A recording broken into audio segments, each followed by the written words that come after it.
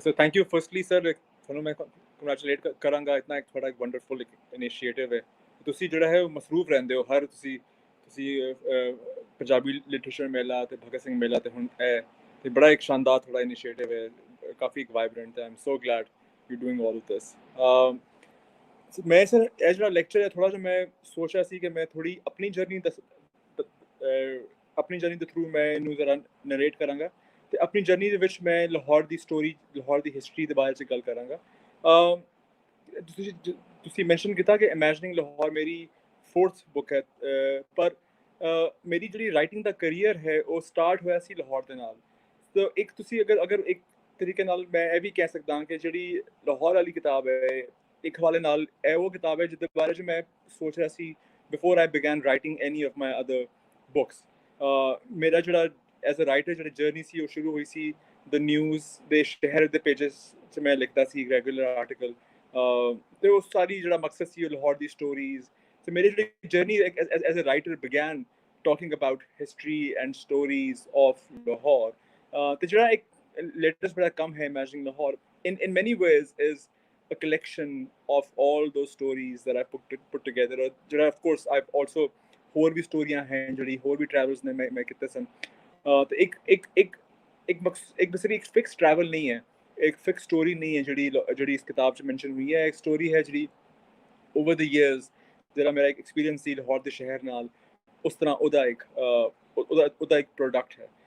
ਮੈਂ ਥੋੜਾ ਜਿਹਾ ਆਪਣਾ ਤਾਰਫ ਕਰਾਵਾਂਗਾ। ਮੇਰੀ ਜਿਹੜੀ ਪੈਦਾਇਸ਼ ਹੈ ਜਾਂ ਮੇਰਾ ਜਿਹੜਾ ਪੂਰਾ ਇੱਕ my growth, Lahore is my city, I've always lived here for the longest time.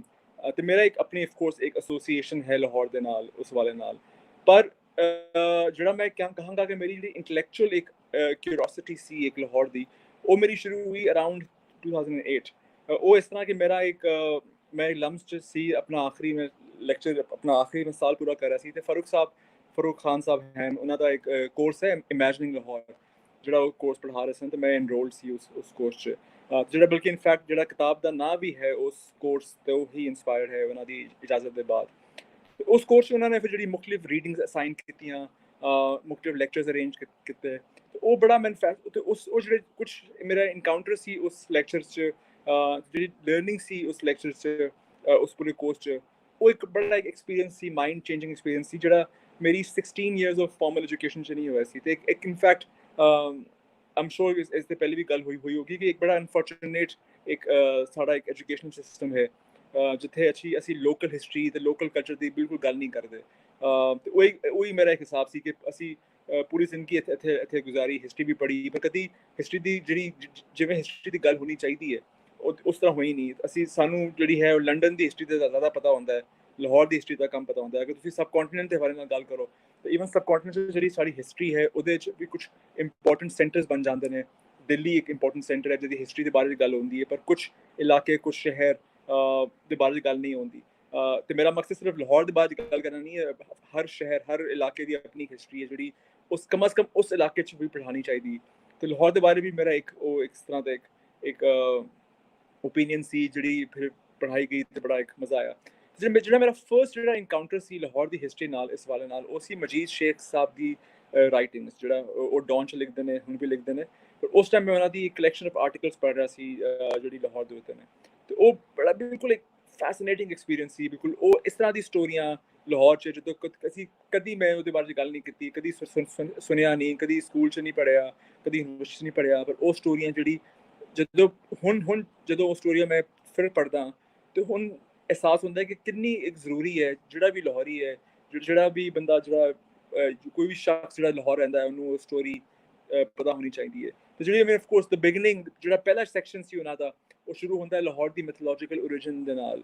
ਤੇ ਉਹ ਜਿਹੜੇ ਵੀ ਲੋਕ ਲਾਹੌਰ ਦੀ ਹਿਸਟਰੀ 'ਤੇ ਕੰਮ ਕਰਦੇ ਨੇ ਉਹਨਾਂ ਨੂੰ ਅੰਦਾਜ਼ਾ ਹੋਏਗਾ ਕਿ ਲਾਹੌਰ ਇੱਕ ਮੈਥੋਲੋਜਿਕਲੀ ਕਿਹਾ ਜਾਂਦਾ ਹੈ ਕਿ ਉਹ ਕਿ ਲਾਰਡ ਰਾਮ, ਜਿਹੜੇ ਰਾਮਾਇਣ ਦੇ ਜਿਹੜੇ ਪ੍ਰੋਟੈਗਨਿਸਟ ਨੇ, ਉਹਨਾਂ ਦੇ ਜਿਹੜੇ ਟਵਿਨ ਸਨ, ਉਹਨਾਂ ਦੇ ਜਿਹੜੇ ਦੋ ਸਨ ਸਨ, ਉਹਨਾਂ 'ਚ ਇੱਕ ਸਨ ਲੋ ਜਾਂ ਲਵ ਨੇ ਲਾਹੌਰ ਸ਼ਹਿਰ ਬਣਾਇਆ, ਤੇ ਜਿਹੜੇ ਉਹਨਾਂ ਦੇ ਦੂਜੇ ਟਵਿਨ ਸਨ ਸਨ ਉਹਨਾਂ ਨੇ ਕਸੂਰ ਬਣਾਇਆ, ਕੁਸ਼ ਦੇ ਨਾਂ ਤੋਂ, ਕੁਸ਼ ਉਹਨਾਂ ਦੇ ਨਾਂ ਸੀ। ਤੇ ਉਹ ਵਾਲਮੀਕੀ ਜਿਹੜੇ ਰਾਮਾਇਣ ਦੇ ਰਾਈਟਰ ਸਨ, ਉਹ ਇੱਕ ਕਹਾਣੀ ਹੈ ਲਾਹੌਰ ਦੀ ਕਿ ਉਹ ਰਾਵੀ ਦੇ ਰਿਵਰ ਦੇ ਨਾਲ ਉਹਨਾਂ ਦਾ ਇੱਕ ਆਸ਼ਰਮ ਸੀ ਜਿੱਥੇ ਸੀਤਾ ਆਈ, आई तो उन्होंने ਜਿਹੜੇ ਦੋ ਬੱਚੇ ਇੱਥੇ ਪੈਦਾ ਹੋਏ ਤੇ ਫਿਰ ਉਹਨਾਂ ਨੇ ਇੱਕ ਲਾਹੌਰ ਸ਼ਹਿਰ ਦੀ ਫਾਊਂਡੇਸ਼ਨ ਰੱਖੀ ਇਨਫੈਕਟ ਉसी ਆਰਟੀਕਲ 'ਚ ਮੈਂ ਬੜਾ ਫੈਸੀਨੇਟਿੰਗ ਉਹਨਾਂ ਨੇ ਪਹਿਲੀ ਵਾਰ ਮੈਂ ਇੱਕ ਰਿਅਲਾਈਜੇਸ਼ਨ ਹੋਈ ਕਿ ਲਾਹੌਰ ਫੋਰਟ ਦੇ ਅੰਦਰ ਹੁਣ ਵੀ ਇੱਕ ਟੈਂਪਲ ਆਫ ਲਵ ਹੈ ਜਿਹੜਾ ਇੱਕ ਅਕਬਰ ਦੇ ਟਾਈਮ ਦਾ ਜਿਹੜਾ ਇੱਕ ਐਸੈਂਸ਼ਲੀ ਜਿਹੜਾ ਇੱਕ ਕਨੈਕਸ਼ਨ ਨੂੰ ਐਸੋਸੀਏਟ ਕਰਦਾ ਹੈ ਲਿੰਕ ਨੂੰ ਐਸੋਸੀਏਟ ਕਰਦਾ ਹੈ ਲਾਹੌਰ ਦੀ ਤੇ ਇੱਕ ਹਿੰਦੂ ਮੈਥੋਲੋਜੀਕਲ ਤੇ ਉਹ ਵੀ ਇਟਸੈਲਫ ਇੱਕ ਬੜਾ ਇੱਕ ਫੈਸੀਨੇਟਿੰਗ ਸੀ ਇੱਕ ਯੰਗ ਸਟੂਡੈਂਟ ਦੇ ਲਈ ਉਹ ਬੜਾ ਇੱਕ ਫੈਸੀਨੇਟਿੰਗ ਸੀ ਕਿਉਂਕਿ ਲਾਹੌਰ ਪਾਕਿਸਤਾਨ ਦਾ ਸੈਕੰਡ ਬਿਗੇਸਟ ਸ਼ਹਿਰ ਹੈ ਤੇ ਜਿਹੜੀ ਮੇਰੀ ਆਰਗੂਮੈਂਟ ਹੈ ਜਿਹੜੀ ਮੈਂ ਕਿਤਾਬ 'ਚ ਥਰੂ ਆਊਟ ਇੱਕ ਆਰਗੂਮੈਂਟ ਕਰਦਾ ਹਾਂ ਕਿ ਲਾਹੌਰ ਪਾਕਿਸਤਾਨ ਦਾ ਸੈਕੰਡ ਮੋਸਟ ਇੰਪੋਰਟੈਂਟ ਸ਼ਹਿਰ ਹੈ ਸੌਰੀ ਸੈਕੰਡ ਮੋਸਟ ਪੋਪੂਲੇਟਡ ਸ਼ਹਿਰ ਹੈ ਬਟ ਸਿਆਸੀ ਹਵਾਲੇ ਨਾਲ ਜਿਹਦੇ ਬਾਅਦ ਮੈਂ ਹੋਰ ਵੀ ਅੱਗੇ ਵੀ ਗੱਲ ਕਰਾਂਗਾ ਪਰ ਸਿਆਸੀ ਹਵਾਲੇ ਨਾਲ ਲਾਹੌਰ ਸ਼ਾਇਦ ਪਾਕਿਸਤਾਨ ਦਾ ਮੋਸਟ ਇੰਪੋਰਟੈਂਟ ਸ਼ਹਿਰ ਹੈ ਕਿਉਂਕਿ ਬੜੇ ਇੱਕ ਪੰਜਾਬ ਦਾ ਕੈਪੀਟਲ ਹੈ ਪੰਜਾਬ ਡੋਮੀਨੇਟ ਕਰਦਾ ਹੈ ਜਿਹੜਾ ਇੱਕ ਨੈਸ਼ਨਲਿਜ਼ਮ ਹੈ ਜਿਹੜਾ ਪਾਕਿਸਤਾਨੀ ਸਟੇਟ ਦਾ ਇੱਕ ਪੂਰਾ ਨੈਰੇਟਿਵ ਹੈ ਤੇ ਲਾਹੌਰ ਫਿਰ ਬੀਇੰਗ ਦ ਕੈਪੀਟਲ ਤੁਸੀਂ ਤੇ ਇੱਕ ਲਾਹੌਰ ਇੱਕ ਐਸੈਂਸ਼ਲੀ ਬੜਾ ਇੱਕ ਸੈਂਟਰਲ ਸਟੇਟ ਹੈ ਇੱਕ ਬੜਾ ਸੈਂਟਰਲ ਸਿਟੀ ਹੈ ਪਾਕਿਸਤਾਨੀ ਕੰਟਰੀ ਵਿੱਚ ਆਫ ਕੋਰਸ ਤੇ ਉਹਦੀ ਜਿਹੜੀ ਮੈਥੋਲੋਜੀ ਉਹਦੀ ਜਿਹੜੀ ਓਰੀਜਨ ਹੈ ਉਹ ਇੱਕ ਹਿੰਦੂ ਮੈਥੋਲੋਜੀ ਨਾਲ ਜੋੜੀ ਜਾਂਦੀ ਹੈ ਤਾਂ ਇੱਕ ਬੜਾ ਇੱਕ ਫੈਸੀਨੇਟਿੰਗ ਸੀ ਇੱਕ ਉਹ ਸਟੋਰੀ ਸੀ ਤੇ ਇਹਨਾਂ ਦੀ ਉਸੇ ਤਰ੍ਹਾਂ ਸਟੋਰੀਆਂ ਹੋਰ ਪੜ੍ਹੀਆਂ ਬੜੀ ਫੈਸੀਨੇਸ਼ਨ ਹੋਈ ਫਿਰ ਜਿਹੜਾ ਮੇਰਾ ਇੱਕ ਸਹੀ ਜਿਹੜਾ ਇੱਕ ਬਿਲਕੁਲ ਲਾਈਫ ਚੇਂਜਿੰਗ ਐਕਸਪੀਰੀਅੰਸ ਸੀ ਉਸ ਕੋਰਸ 'ਚ ਉਹ ਸੀ ਮੇਰੀ ਮੁਲਾਕਾਤ ਇਕਬਾਲ ਕੈਸਰ ਸਾਹਿਬ ਨਾਲ ਤੇ ਮੇਰਾ ਖਿਆਲ ਹੈ ਕਿ ਆਫ ਕੋਰਸ ਉਹਨਾਂ ਦੀ ਲੈਕਚਰ ਵੀ ਤੁਸੀਂ ਕਰਾਇਆ ਹੈ ਉਹਨਾਂ ਜੇ ਮੰਦਰ ਦਾ ਬੜਾ ਫੈਸੀਨੇਟਿੰਗ ਕੰਮ ਹੈ ਤੇ ਉਹਨਾਂ ਨੂੰ ਫਾਰੂਕ ਸਾਹਿਬ ਨੇ ਬੁਲਾਇਆ ਸੀ ਆਪਣਾ ਲੈਕਚਰ ਦੇਣ ਦਾ ਕਿ ਆਪਣਾ ਸਿੱਖ ਹਿਸਟਰੀ ਦੇ ਤੇ ਇਤਫਾਕਨ ਉਸ ਟਾਈਮ ਮੈਂ ਗੁਰੂ ਨਾਨਕ ਦੇ ਉੱਤੇ ਕਿਤਾਬ ਪੜ੍ਹ ਰਿਹਾ ਸੀ ਤੇ ਮੇਰੇ ਆਫ ਕੋਰਸ ਆਈ ਹੈਡ ਮੈਨੀ questions that I wanted to ask him that were not really clear about me तो वो उन्होंने पूरा एक लेक्चर दिता लाहौर ਦੀ ਸਿੱਖ ਹਿਸਟਰੀ ਦੇ ਉੱਤੇ ਲਾਹੌਰ ਦੀ ਜਿਹੜੀ ਸਿੱਖ ਆਰਕੀਟੈਕਚਰ ਹੈ ਉਹਦੇ ਉੱਤੇ ਤੇ ਉਹ ਬੜਾ ਇੱਕ ਇੰਟਰਸਟਿੰਗ ਸੀ ਬਟ ਜਿਹੜੀ ਸ਼ਾਇਦ ਜਿਹੜੀ ਮੈਂ ਬੜੀ ਫੈਸੀਨੇਟ ਕੀਤੀ ਸੀ ਉਹ ਉਹਨਾਂ ਨੇ ਮੈਂਸ਼ਨ ਕੀਤਾ ਪਿੰਡ ਠੋਕਰ ਨਿਆਜ਼ ਬੇਗ ਦਾ ਤੇ ਉਹਨਾਂ ਨੇ ਦੱਸਿਆ ਕਿ ਕਿਵੇਂ ਠੋਕਰ ਨਿਆਜ਼ ਬੇਗ ਇੱਕ ਬੜਾ ਪੁਰਾਣਾ ਇੱਕ ਕਸਬਾ ਹੈ ਟਾਊਨ ਹੈ ਤੇ ਉਹਦੀ ਆਪਣੀ ਤਾਰੀਖ ਹੈ ਉਹਨਾਂ ਨੇ ਜੋੜਿਆ ਰਣਜੀਤ ਸਿੰਘ ਦੇ ਨਾਲ ਉੱਥੇ ਇੱਕ ਮੰਦਿਰ ਹੈ ਉਹਦੇ ਨਾਲ ਫਿਰ ਜਿਹੜਾ ਇੱਕ ਰਣਜੀਤ ਸਿੰਘ ਦਾ ਇੱਕ ਆਪਣਾ ਉਹਦੇ ਕੋਰਟ 'ਚ ਇੱਕ ਮਰਾਸੀ ਸੀ ਜਿਹੜਾ ਨਿਆਜ਼ ਬੇਗ 'ਚ ਰਹਿੰਦਾ ਸੀ ਤੇ ਉਹਦੀ ਹਵੇਲੀ ਪੂਰੀ ਇੱਥੇ ਸੀ ਤੇ ਲਾਹੌਰ ਇਹਦੇ ਇੱਕ ਜ਼ਮਾਨੇ 'ਚ ਦੀਵਾਰ ਹੁੰਦੀ ਸੀ ਤੇ ਉਹਦੀ ਐਂਟਰੈਂਸ ਜਿਵੇਂ ਲਾਹੌਰ ਅੰਦਰੂਨ ਸ਼ਹਿਰ ਦੀ ਸੀ ਉਹਦੇ ਗੇਟ ਸਨ ਪ੍ਰੋਪਰ ਇੱਕ ਤਾਰੀਖੀ ਸ਼ਹਿਰ ਸੀ ਇਹਦਾ ਆਫ ਕੋਰਸ ਜ਼ਿਕਰ ਤੁਹਾਨੂੰ ਆਇਨੇ ਅਕਬਰੀ 'ਚ ਵੀ ਮਿਲਦਾ ਹੈ ਤੇ ਤੁਸੀਂ ਅੰਡਰਸਟੈਂਡ ਕਰ ਸਕਦੇ ਹੋ ਕਿੰਨਾ ਇੱਕ ਇੰਪੋਰਟੈਂਟ ਇੱਕ ਟਾਊਨ ਹੈ ਤੇ ਜਦੋਂ ਉਹਨਾਂ ਨੇ ਇਹ ਮੈਂਸ਼ਨ ਕੀਤਾ ਕਿ ਨਿਆਜ਼ ਬੇਗ एक इतना इंपॉर्टेंट तारीखी टाउन है तो मेरे जो ज़मीन थल्ले पाँव तो ज़मीन हिल गई वो इस तरह कि मेरा जो घर है वो बिल्कुल नियाज़ बेग के करीब कोल है तो मैं डेली मेरी जी है मैं नियाज़ बेग के कोलों मैं पास करता सी तो तुसी अगर जो लोग इतने लाहौर से रहे हैं जिन्होंने लाहौर और कभी लाहौर अगर आए भी हो तो नियाज़ बेग बिल्कुल एक मोटरवे उत्थे नाल ही नियाज़ बेग आ जाता तो अगर तुसी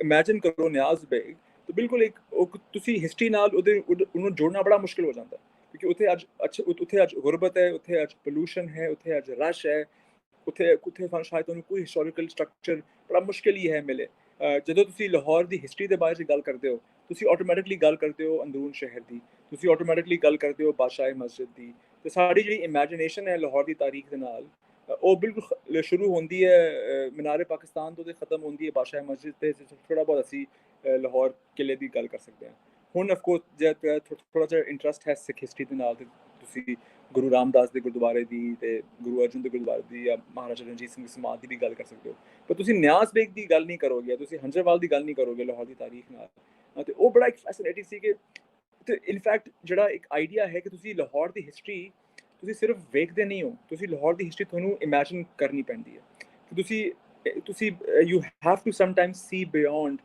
those everyday struggles, those everyday realities, the everyday poverty, everyday rush, everyday pollution, everyday garbage ਜਿਹੜਾ ਤੁਹਾਨੂੰ ਬੜੇ ਇਲਾਕੇ 'ਚ ਤੁਹਾਨੂੰ ਨਜ਼ਰ ਆਏਗਾ ਤੁਸੀਂ ਜਿਹੜੀ ਲਾਹੌਰ ਦੀ ਹਿਸਟਰੀ ਹੈ ਉਹਦੇ ਬਿਯੋਂਡ ਤੁਹਾਨੂੰ ਉਹ ਇਮੇਜਿਨ ਕਰਨੀ ਪੈਂਦੀ ਹੈ ਤੇ ਨਿਆਜ਼ ਬੇਗ ਦੇ ਨਾਲ ਮੇਰਾ ਉਹ ਸੀ ਕਿ ਕਿਵੇਂ ਇੱਕ ਟਾਊਨ ਜਿਹੜਾ ਇੰਨਾ ਮਾਮੂਲੀ ਟਾਊਨ ਲੱਗਦਾ ਹੈ how can that town be so important in history ਤੇ ਉਹਦੇ ਨਾਲ ਫਿਰ ਮੈਂ ਜਿਹੜਾ ਮੈਨੂੰ ਉਹ ਸੁਣਿਆ ਮੈਂ ਫਿਰ ਇਕਬਾਲ ਸਾਹਿਬ ਦੇ ਨਾਲ ਮੇਰੀ ਇੱਕ ਕੜੀ ਮਿਲ ਗਈ ਮੈਂ ਉਹਨਾਂ ਦੇ ਨਾਲ ਹਰ ਹਫਤੇ ਮੈਂ ਟਰੈਵਲ ਕਰਨਾ ਸ਼ੁਰੂ ਕਰ ਦਿੱਤਾ ਤੇ of course he was very kind he was very generous he loves traveling as you know as do I ਤੇ ਉਹਨਾਂ ਨੇ ਫਿਰ he was very kind ਕਿ ਉਹ ਮੈਂ every week ਉਹ ਕਦੀ ਨਿਆਜ਼ ਬੇਗ ਤੇ ਕਦੀ ਮੁਖਤਲਿਫ ਪਿੰਡ ਜਿਹੜੇ ਵਿਖਾਉਂਦੇ ਸਨ। ਤੇ ਉਹ ਜਿਹੜੀ ਡਿਸਕਵਰੀ ਸੀ ਕਿ ਇਹ ਜਿਹੜੇ ਸਾਰੇ ਇਲਾਕੇ ਨੇ ਲਾਹੌਰ ਦੇ ਇਰਦ ਗਿਰਦ ਜਿਹਨੂੰ ਅਸੀਂ ਕੰਪਲੀਟਲੀ ਇਗਨੋਰ ਕਰਦੇ ਹਾਂ, ਜਿਹਦੇ ਬਾਰੇ ਚ ਅਸੀਂ ਲਾਹੌਰ ਦੀ ਹਿਸਟਰੀ ਨਾਲ ਕਦੀ ਉਹਨਾਂ ਨੂੰ ਨਹੀਂ ਜੋੜਦੇ। ਉਹ ਬੜੇ ਇੰਪੋਰਟੈਂਟ ਸ਼ਹਿਰ ਨੇ, ਬੜੇ ਇੰਪੋਰਟੈਂਟ ਟਾਊਨ ਨੇ, ਸੌਰੀ, ਜਾਂ ਬੜੇ ਇੰਪੋਰਟੈਂਟ ਵਿਲੇजेस ਨੇ, ਉਹਨਾਂ ਦੀ ਬਹੁਤ ਇੰਪੋਰਟੈਂਟ ਹਿਸਟਰੀ ਹੈ। ਹੰਜਰਵਾਲ ਪਿੰਡ ਬਿਲਕੁਲ ਠੋਕਰ ਨਿਆਜ਼ ਬੇਗ ਦੇ ਨਾਲ ਹੈ, ਉਹ ਵੀ ਬੜਾ ਇੱਕ ਇੰਪੋਰਟੈਂਟ ਟਾਊਨ ਹੈ। ਇਸੇ ਤਰ੍ਹਾਂ ਹੰਜਰਵਾਲ ਦੇ ਬਾਰੇ में ਤੁਹਾਨੂੰ ਦੱਸਣਾ ਚਾਹਾਂਗਾ, ਤਕਰੀਬਨ कहा जाता है कि वो प्री मुगल इलाका टाउन विलेज है, एक ज़माने का बड़ा इंपॉर्टेंट विलेज है। उधर रावी ਜਿਹੜਾ ਰਾਵੀ ਰਿਵਰ ਹੈ ਬਿਲਕੁਲ ਉਹਦੇ ਨਾਲ ਫਲੋ ਕਰਦਾ ਸੀ ਇੱਕ ਜ਼ਮਾਨੇ 'ਚ। ਤੇ ਜਦੋਂ ਅਹਿਮਦ ਸ਼ਾਹ ਅਬਦਾਲੀ ਇੱਥੇ ਆਇਆ ਲਾਹੌਰ, ਆਪਣੇ one of the multiple attacks that he was engaged in, ਤੇ ਜਦੋਂ ਇੱਕ ਲਾਹੌਰ ਦੇ ਉਹਨਾਂ ਨੇ ਬਿਲਕੁਲ ਇੱਕ ਕਬਜ਼ਾ ਕੀਤਾ ਹੋਇਆ ਸੀ ਤੇ ਲਾਹੌਰ ਦੀ ਚਾਰ ਦਰਵਾਜ਼ੇ ਬੰਦ ਸਨ, ਤੇ ਉਹ ਟੂ ਟਾਈਮ ਪਾਸ ਐਸੈਂਸ਼ਲੀ ਉਹ ਕਸ਼ਤੀ 'ਚ ਬੈਠੇ ਉੱਥੇ ਤੇ ਹੰਜਰਵਾਲ ਆ ਗਏ ਤੇ ਇਹਨਾਂ ਨੇ ਬਿਲਕੁਲ ਇੱਕ ਟਾਊਨ ਪੂਰਾ ਬਰਨ ਕਰ ਦਿੱਤਾ। ਉसी ਕਸ਼ਤੀ ਨਾਲ ਅੱਗੇ ਉਹ ਚਲੇ ਗਏ। ਇੱਕ ਹੋਰ ਪਿੰਡ ਹੈ ਮਰਾਕਾ ਤੇ ਉਹਨੂੰ ਮੁਲਤਾਨ ਰੋਡ ਤੇ ਮਿਲਦਾ, ਉਹਨੂੰ ਬਿਲਕੁਲ ਉਹਨਾਂ ਨੇ ਜਲਾ ਦਿੱਤਾ। ਤੇ ਹੁਣ ਮਰਾਕਾ ਟਾਊਨ ਵੀ ਇਸੇ ਤਰ੍ਹਾਂ, ਹੁਣ ਤੁਸੀਂ ਅਗਰ ਮਰਾਕਾ ਦੀ ਗੱਲ ਕਰੋ ਤੇ ਅੱਜ ਜਿਹੜਾ ਮਰਾਕਾ ਹੈ ਉਹ ਇੱਕ ਉੱਥੇ ਸਿਰਫ ਫੈਕਟਰੀਜ਼ ਨੇ, ਮਿਲਸ ਨੇ। ਤੁਸੀਂ ਕਦੀ ਇਮੈਜਿਨ ਨਹੀਂ ਕਰੋਗੇ ਕਿ ਮਰਾਕਾ ਇੱਕ ਛੋਟਾ ਜਿਹਾ ਪਿੰਡ ਹੈ, ਉਹਦੀ ਆਪਣੀ ਖੂਬਸੂਰਤ ਹਿਸਟਰੀ ਹੈ, ਇੱਕ ਬਹੁਤ ਪੁਰਾਣਾ ਪਾਸਟ ਹੈ। ਉੱਥੇ ਅੱਜ ਵੀ ਇੱਕ ਛੋਟਾ ਜਿਹਾ ਇੱਕ ਮਜ਼ਾਰ ਬਣਿਆ ਹੋਇਆ ਹੈ ਜਿਹਨੂੰ ਸ਼ਹੀਦਾਂ ਵਾਲਾ ਮਜ਼ਾਰ ਕਹਿੰਦੇ ਨੇ, ਤੇ ਉਹ ਮਜ਼ਾਰ ਹੈ ਜਿਹੜਾ ਇੱਕ ਹੋਮੇਜ ਪੇ ਕਰਦਾ ਹੈ ਉਹ ਸਾਰੇ ਲੋਕਾਂ ਨੂੰ ਜਿਹੜੇ ਅਹਿਮਦ ਸ਼ਾਹ ਅਬਦਾਲੀ ਦੇ ਹਮਲੇ ਨਾਲ ਜਿਹੜੇ ਵਫਾਤ ਪਾ ਗਏ। ਤੇ ਉਹ ਇਸ ਤਰ੍ਹਾਂ ਦੀ ਜਿਹੜੀ ਸਟੋਰੀਜ਼ ਹਨ ਲਾਹੌਰ ਦੀ। ਫਿਰ ਜਦੋਂ ਹੈ ਜਿਹੜਾ ਮੈਂ ਬਹੁਤ ਫੈਸੀਨੇਟ ਕੀਤਾ ਉਹ ਡਿਫੈਂਸ ਦੇ ਇਲਾਕੇ ਦੇ ਜਿਹੜੇ ਛੋਟੇ ਪਿੰਡ ਨੇ, ਉਹ ਚੁੰਗੀ ਅਮਰ ਸਦੂ ਹੋ ਗਿਆ, ਛਰੜ ਪਿੰਡ ਹੋ ਗਿਆ। ਹੁਣ ਤੁਸੀਂ of course people ones again who are familiar with defence and familiar with Lahore, ਤੁਸੀਂ ਕਦੀ ਚੁੰਗੀ ਅਮਰ ਸਦੂ ਨੂੰ ਇੱਕ ਹਿਸਟੋਰੀਕਲ ਪਲੇਸ ਨਾਲ ਇਮੈਜਿਨ ਨਹੀਂ ਕਰੋਗੇ, ਨਾ ਜੋੜੋਗੇ, ਨਾ ਤੁਸੀਂ ਛਰੜ ਪਿੰਡ ਨੂੰ ਜੋੜੋਗੇ। ਛਰੜ ਪਿੰਡ ਆਫ ਕੋਰਸ ਬਿਲਕੁਲ ਇੱਕ ਹੁਣ ਡਿਫੈਂਸ ਦੇ ਇੱਕ ਅੰਦਰ ਆ ਗਏ ਨੇ, ਵਿੱਚ ਅਤੇ ਚਾਰ ਦੀਵਾਰੀ ਦੇ ਨਾਲ ਬਾਹਰ ਇੱਕ ਗਾਰਡ ਹੁੰਦਾ ਹੈ, ਤੇ ਉਹਦੀ ਆਪਣੀ ਇੱਕ ਆਲਮੋਸਟ ਇੱਕ ਕੱਚੀ ਆਬਾਦੀ ਦੇ ਨਾਲ ਤੁਸੀਂ ਉਹਨਾਂ ਨੂੰ ਜੋੜਦੇ ਹੋ। ਤੇ ਉਹ ਆਫ ਕੋਰਸ ਉਹਨਾਂ ਦੀ ਇੱਕ ਆਪਣੀ ਖੂਬਸੂਰਤ ਸਟੋਰੀ ਹੈ। ਚੁੰਗੀ ਅਮਰ ਸਦੂ 'ਚ ਇੱਕ ਪੁਰਾਣਾ ਗੁਰਦੁਆਰਾ ਹੈ, ਉੱਥੇ ਬੁੱਲੇ ਸ਼ਾਹ ਬਾਬਾ ਬੁੱਲੇ ਸ਼ਾਹ ਦਾ ਵੀ ਇੱਕ ਸਟੇ ਹੈ। ਇਸੇ ਤਰ੍ਹਾਂ ਪੁਰਾਣਾ ਕਸਬਾ ਹੈ। ਤੇ ਛਰੜ ਪਿੰਡ ਦੀ ਆਫ ਕੋਰਸ ਇੱਕ ਬੜੀ ਪੁਰਾਣੀ ਹਿਸਟਰੀ ਹੈ ਜਿਹੜੀ ਬਿਲਕੁਲ ਹੁਣ ਤੁਸੀਂ ਇੱਕ ਅਨਨੋਨ ਹੈ ਉਸ ਇਲਾਕੇ ਦੇ ਨਾਲ। ਸ਼ਾਇਦ ਤੁਹਾਨੂੰ ਕੋਈ ਹਿਸਟੋਰੀਕਲ ਬਿਲਡਿੰਗ ਵੀ ਨਾ ਮਿਲੇ। So once again, the idea of imagination then becomes very important, that you sometimes, to understand the history of a city, because see, unfortunately Lahore या even Delhi या बड़े बड़े शहर ने साढ़े, because of our own political economic conditions, साढ़े ਜਿਹੜੇ बहुत सी पुरानी इमारतां हैं, especially जो छोटे छोटे इलाके दी वो डिस्ट्रॉय होगी, तबाह होगी। तो इसलिए ਜਿਹੜਾ फिर ਉਹਨੂੰ इमेजिन करना ਜਿਹੜਾ है वो बड़ा इंपॉर्टेंट बन जाता है। ਤੇ ਉਸੇ ਤਰ੍ਹਾਂ ਜਦੋਂ ਫਿਰ ਮੈਂ ਟਰੈਵਲ ਕਰਨਾ ਸ਼ੁਰੂ ਕੀਤਾ ਇਕਬਾਲ ਸਾਹਿਬ ਦੇ ਨਾਲ, ਉਹ ਬੜਾ ਇੱਕ ਲਰਨਿੰਗ ਐਕਸਪੀਰੀਅੰਸ ਸੀ, ਕਿਉਂਕਿ ਉਸ ਟਾਈਮ ਉਹ ਇੱਕ ਐਨਸਾਈਕਲੋਪੀਡੀਆ ਦੇ ਉੱਤੇ ਕੰਮ ਕਰ ਰਹੇ ਸਨ ਜਿਹੜਾ ਸੀ ਕਿ ਵਿਲੇजेस ਆਫ ਲਾਹੌਰ। ਤੇ ਉਹ ਵੀ ਬੜਾ ਇੱਕ ਆਕਸੀਮੋਰੋਨ ਸਾ ਇੱਕ ਤੁਸੀਂ ਸਮਝ ਲਓ ਕਿ ਇੱਕ ਸਟੇਟਮੈਂਟ ਹੈ ਕਿ ਲਾਹੌਰ ਇੱਕ ਸ਼ਹਿਰ ਹੈ ਤੇ ਲਾਹੌਰ ਦੇ ਅੰਦਰ ਪਿੰਡ ਵਿਲੇजेस, ਕਿਉਂਕਿ ਅਸੀਂ ਇਮੈਜਿਨ ਕਰਦੇ ਹਾਂ ਕਿ ਪਿੰਡ ਤੇ ਜਿਹੜਾ ਸ਼ਹਿਰ ਹੈ ਉਹ ਇੱਕ ਕੰਟਰਡਿਕਸ਼ਨ ਹੈ, ਉਹ ਇਕੱਠੇ ਨਹੀਂ ਸਟੇ ਕਰਦੇ, ਉਹ ਦੋ ਬਾਈਨਰੀ ਆਪੋਜ਼ਿਟਸ ਨੇ। But unfortunately या fortunately जो developing countries like Pakistan and in India, ਉਹਦੇ ਅੰਦਰ ਇੱਕ ਬਹੁਤ ਬਾਹਰ ਜਿਹੜੇ ਸ਼ਹਿਰ ਤੇ ਪਿੰਡ ਇਕੱਠੇ ਕੋਐਗਜ਼ਿਸਟ ਕਰਦੇ ਨੇ। what happened was that Lahore ਦੀ ਜਿਹੜੀ ਸਰਾਊਂਡਿੰਗ 'ਚ ਜਿਹੜੇ ਪੁਰਾਣੇ ਟਾਊਨ ਸਨ, ਜਿਹੜੇ ਪੁਰਾਣੇ ਪਿੰਡ ਸਨ, they got incorporated into the larger city of Lahore, and today their identity is nothing but a ਕੱਚੀ ਆਬਾਦੀ, whereas ਉਹਨਾਂ ਦੀ ਆਪਣੀ ਖੂਬਸੂਰਤ ਇੱਕ ਪੁਰਾਣੀ ਹਿਸਟਰੀ ਹੈ ਜਿਹੜੀ which needs to be celebrated. In fact, this is one of the things that I wanted to talk about in the book. Once again, ਜਦੋਂ ਅਸੀਂ ਲਾਹੌਰ ਦੀ ਹਿਸਟਰੀ ਦੀ ਗੱਲ ਕਰਦੇ ਹਾਂ, there's so many books on Lahore's history, ਔਰ ਸਾਰੀ books ਦਾ focus ਜਿਹੜਾ ਹੈ ਉਹ ਅੰਦਰੂਨ ਸ਼ਹਿਰ ਦਾ ਹੁੰਦਾ, ਬਹੁਤ ਸਿਟੀ 'ਚ ਹੁੰਦਾ। ਨਾ of course having said that, Lahore ਅੰਦਰੂਨ ਸ਼ਹਿਰ ਦੀ ਬਹੁਤ ਇੰਪੋਰਟੈਂਸ ਹੈ, ਬਹੁਤ ਤਾਰੀਫ ਹੈ, ਪਰ ਮੈਂ ਡਿਲੀਬਰੇਟਲੀ ਆਈ ਥਿੰਕ ਕੋਈ ਇੱਕ ਜਾਂ ਦੋ ਥਾਵਾਂ ਹੋਣਗੀਆਂ ਅੰਦਰੂਨ ਸ਼ਹਿਰ ਦੀ ਜਿਨ੍ਹਾਂ ਦੇ ਬਾਰੇ ਮੈਂ ਗੱਲ ਕੀਤੀ, ਵਰਨਾ my entire focus was talk about these small communities, these small towns outside of Lahore, which today have become part of Lahore. So, ਉਹਨਾਂ ਦੀ history. So essentially that was the idea. ਫਿਰ of course through the travels ਇੱਕ ਹੋਰ ਬੜਾ ਇੱਕ fascinating aspect ਜਿਹੜਾ ਮੈਂ discover ਕੀਤਾ, ਉਹ ਲਾਹੌਰ ਦੀ ਹਿੰਦੂ ਤਾਰੀਖ ਸੀ। ਉਹ ਵੀ once again now because Lahore ਜਿਹੜਾ ਹੈ ਉਹ ਪਾਕਿਸਤਾਨ ਦਾ it's become such an important political city ਕਿ ਉਹਦੀ ਹਿੰਦੂ ਤਾਰੀਖ ਦੇ ਬਾਰੇ ਗੱਲ ਕਰਨਾ ਸ਼ਾਇਦ ਇਤਨਾ ਆਸਾਨ ਨਹੀਂ ਹੈ। ਪਰ पर अजे भी लाहौर दी जिहड़ी एक तो ऑफ कोर्स लाहौर दा origin itself is linked to a Hindu identity, but अजे भी लाहौर दे अंदर बहुत से थावां च ਤੁਹਾਨੂੰ ਪੁਰਾਣੇ ਮੰਦਰ ਮਿਲ ਜਾਣਗੇ, ਪੁਰਾਣੀ ਹਿੰਦੂ ਮਾਤਾ ਮਿਲ ਜਾਣਗੀਆਂ, ਤੇ ਉਹ ਦੇ and because they are so out of context, they are so out of place ਕਿ ਸਾਡੀ ਜਿਹੜੀ ਆਈ ਹੈ ਉਹ ਟ੍ਰੇਨ ਹੀ ਨਹੀਂ ਹੁੰਦੀ ਉਹਨੂੰ ਨੋਟ ਕਰਨ 'ਚ। ਫॉर एग्जांपल ਤੁਸੀਂ ਅਗਰ ਆਪਣਾ ਅਨਾਰਕਲੀ ਬਾਜ਼ਾਰ ਚਲੇ ਜਾਓ ਤਾਂ ਉਹਦੇ ਅੰਦਰ ਵੀ ਬੜਾ ਖੂਬਸੂਰਤ ਮੰਦਰ ਹੈ, ਬਾਂਸੀ ਮੰਦਰ। ਤੇ ਕਿਉਂਕਿ ਅਸੀਂ ਜਦੋਂ ਅਨਾਰਕਲੀ ਬਾਜ਼ਾਰ ਜਾਂਦੇ ਆ, ਐਂਟਰ ਹੁੰਦੇ ਆ, ਸਾਡੇ ਜਿਹੜੀ ਇਮੈਜੀਨੇਸ਼ਨ 'ਚ ਸ਼ਾਪਿੰਗ ਜਾਂ ਇੱਕ ਬਾਜ਼ਾਰ ਦਾ ਕਨਸੈਪਟ ਹੁੰਦਾ ਹੈ, ਅਸੀਂ ਕਦੀ ਇਮੈਜਿਨ ਨਹੀਂ ਕਰ ਸਕਦੇ ਕਿ ਉੱਥੇ ਇੱਕ ਮੰਦਰ ਵੀ ਹੋਏਗਾ। ਤੇ ਉਹਦਾ ਰਿਜ਼ਲਟ ਇਹ ਹੁੰਦਾ ਹੈ ਕਿ ਅਗਰ ਉਹ ਮੰਦਰ ਸਾਡੀ ਆਈਜ਼ ਦੇ ਸਾਹਮਣੇ ਆ ਵੀ ਜਾਏ, ਅਸੀਂ ਬਿਲਕੁਲ ਉਹਨੂੰ ਇਗਨੋਰ ਕਰ ਦਿੰਦੇ ਹਾਂ। ਤੇ ਇਹ ਚੀਜ਼ ਮੈਂ ਡਿਸਕਵਰ ਕੀਤੀ ਕਿ ਜਦੋਂ ਮੈਂ ਖੁਦ ਉਹੀ ਸ਼ੈ ਉਹੀ ਸੇਮ ਪਲੇਸਿਸ ਜਿਹੜੀ ਮੈਂ ਬਚਪਨ ਤੋਂ ਵੇਖ ਰਿਹਾ ਸੀ, but and those structures that I was looking at as a child, I was just simply not accepting, not comprehending them, or not noticing them. So with Iqbal Kaise, what happened was that he would, for example, point this out कि ए देखो मंदिर है, ओ इमारत ਜਿਹੜੀ ਪੁਰਾਣੀ ਲੱਗ ਰਹੀ ਹੈ, ਉਹਦੀ ਉਹ ਪੁਰਾਣਾ ਇੱਕ ਸਿੱਖ ਗੁਰਦੁਆਰਾ ਹੈ। ਇਸ ਤਰ੍ਹਾਂ ਜਿਹੜੀ ਹੈ ਫਿਰ ਲਾਹੌਰ ਦੀ ਇੱਕ ਜਿਹੜੀ ਨॉन ਮੁਸਲਿਮ ਇੱਕ ਵਾਈਬ੍ਰੈਂਟ ਮਲਟੀ ਕਲਚਰਲ हिस्ट्री जी है सामने आना शुरू हो गई। सानू you have to keep in mind that Lahore before partition जड़ा सी ओ one of the most multi cultural cities in South Asia सी, almost rivalling Kolkata and Bombay. Lahore was a very important centre, पर हुन ओ मल्टी कल्चरल सिटी इमेजिन करना लाहौर के हवाले नाल काफ़ी इम्पॉसिबल है, क्योंकि एक होमोलिथिक एक सिटी बन चुका है लाहौर, एक पंजाबी डोमिनेंट सिटी बन चुका है। In many ways Karachi Lahore Karachi and Islamabad, sorry, are much more multicultural than Lahore, unfortunately. But इस ਜਿਹੜੀ ਬਿਲਡਿੰਗਸ ਨੇ, ਕੁਝ ਜਿਹੜੀ ਪੁਰਾਣੀ ਇਮਾਰਤਾਂ ਨੇ, ਉਹ ਇੱਕ ਲਿੰਕ ਹੈ ਲਾਹੌਰ ਦਾ ਉਸ ਪੁਰਾਣੀ ਲਾਹੌਰ ਦੇ ਨਾਲ, ਜਿਹੜਾ ਮਲਟੀਕਲਚਰਲ ਸੀ, ਜਿਹੜਾ ਇੱਕ ਬਿਲਕੁਲ ਇੱਕ ਜੈਮ ਸੀ ਬ੍ਰਿਟਿਸ਼ ਇੰਪਾਇਰ ਦਾ। ਉਸ ਤਰ੍ਹਾਂ ਦੀ ਜਿਹੜੀ ਸਟੋਰੀਜ਼ ਨੇ ਬਿਲਕੁਲ ਫੈਸੀਨੇਟ ਕੀਤੀਆਂ ਮੈਨੂੰ। ਸਮ ਸਟੋਰੀਜ਼ ਆਫ ਟੈਂਪਲਸ ਲਾਈਕ ਭਦਰਾ ਕਾਲੀ ਮੰਦਿਰ ਹੈ ਨਿਆਜ਼ ਬੇਗ 'ਚ, ਪੁਰਾਣਾ ਮੰਦਿਰ ਰਣਜੀਤ ਸਿੰਘ ਨੇ ਬਣਾਇਆ, ਤੇ ਉਹਦੀ ਖੂਬਸੂਰਤ ਸਟੋਰੀ ਸਟਰਕਚਰ। ਤੇ ਹੁਣ ਉਹ ਬੰਦਾ ਜਿਹੜਾ ਹੈ ਉਹ ਸਕੂਲ ਬਣ ਚੁੱਕਾ ਹੈ।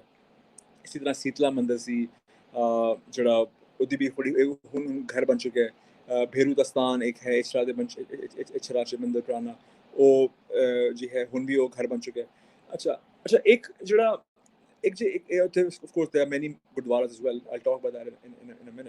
ਅੱਛਾ ਇੱਕ ਜਿਹੜੀ ਸ਼ੈ ਸੀ ਜਿਹੜੀ ਮੈਂ ਬੁੱਕ 'ਚ ਆਲਸੋ ਐਕਸਪਲੋਰ ਕਰਨਾ ਚਾਹੁੰਦਾ ਸੀ, ਉਹ ਇਹ ਸੀ ਕਿ ਮੈਂ ਪਾਸਟ ਦਾ ਤੇ ਕੰਟੈਂਪਰਰੀ ਸਿਟੀ ਜਿਹੜੀ ਹੈ ਉਹਦਾ ਮੈਂ ਲਿੰਕ ਬਣਾਉਣਾ ਚਾਹੁੰਦਾ ਸੀ। ਕਿ ਠੀਕ ਹੈ, ਇੱਕ ਗੱਲ ਹੋ ਗਈ ਕਿ ਲਾਹੌਰ ਦਾ ਮੰਦਿਰ ਇੱਕ ਕਿ ਭਦਰਾ ਕਾਲੀ ਮੰਦਿਰ ਸੀ ਜਾਂ ਸੀਤਲਾ ਮੰਦਿਰ ਸੀ ਜਾਂ ਭੇਰੂ ਦਾ ਸਥਾਨ ਸੀ।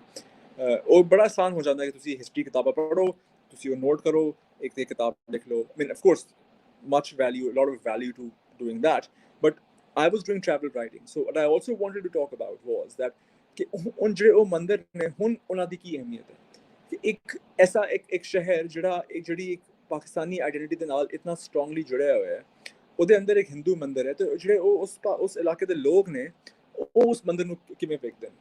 ਤੇ this is a kind of a central theme that I used throughout the book, talk about essentially ਕਿ ਹਿਸਟਰੀ ਤੇ ਹੋਗੀ, ਤੁਸੀਂ ਹਿਸਟਰੀ ਦੀ ਗੱਲ ਕਰ ਸਕਦੇ ਹੋ, but how is that history interpreted today, right? So for example, ਇੱਕ ਭਗਤ ਸਿੰਘ ਦਾ ਵਾਕਿਆ ਲਾਹੌਰ 'ਚ ਬੜਾ ਇੰਪੋਰਟੈਂਟ ਵਾਕਿਆ ਹੈ, ਸ਼ਾਦਮਾਨ ਚੌਕ ਜਿੱਥੇ ਭਗਤ ਸਿੰਘ ਨੂੰ ਫਾਂਸੀ ਦੇਈ ਗਈ, ਇੱਕ ਬੜਾ ਤਾਰੀਖੀ ਜਿਹੜਾ ਹੈ ਇਲਾਕਾ ਹੈ।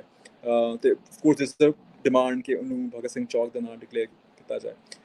ਤੇ ਆਫ ਕੋਰਸ ਭਗਤ ਸਿੰਘ ਤੇ ਲਾਹੌਰ ਦਾ ਆਫ ਕੋਰਸ ਇੱਕ ਬੜਾ ਸਟਰੋਂਗ ਤਾਲੁਕ ਹੈ, but what I wanted to also talk about was ਕਿ ਭਗਤ ਸਿੰਘ ਦਾ ਅੱਜ ਪਾਕਿਸਤਾਨ 'ਚ ਕੀ ਅਹਿਮੀਅਤ ਹੈ। What does Bhagat Singh represent in Pakistan today? What did Bhagat Singh represent in Pakistan in the 90s or in the 80s or in the 70s?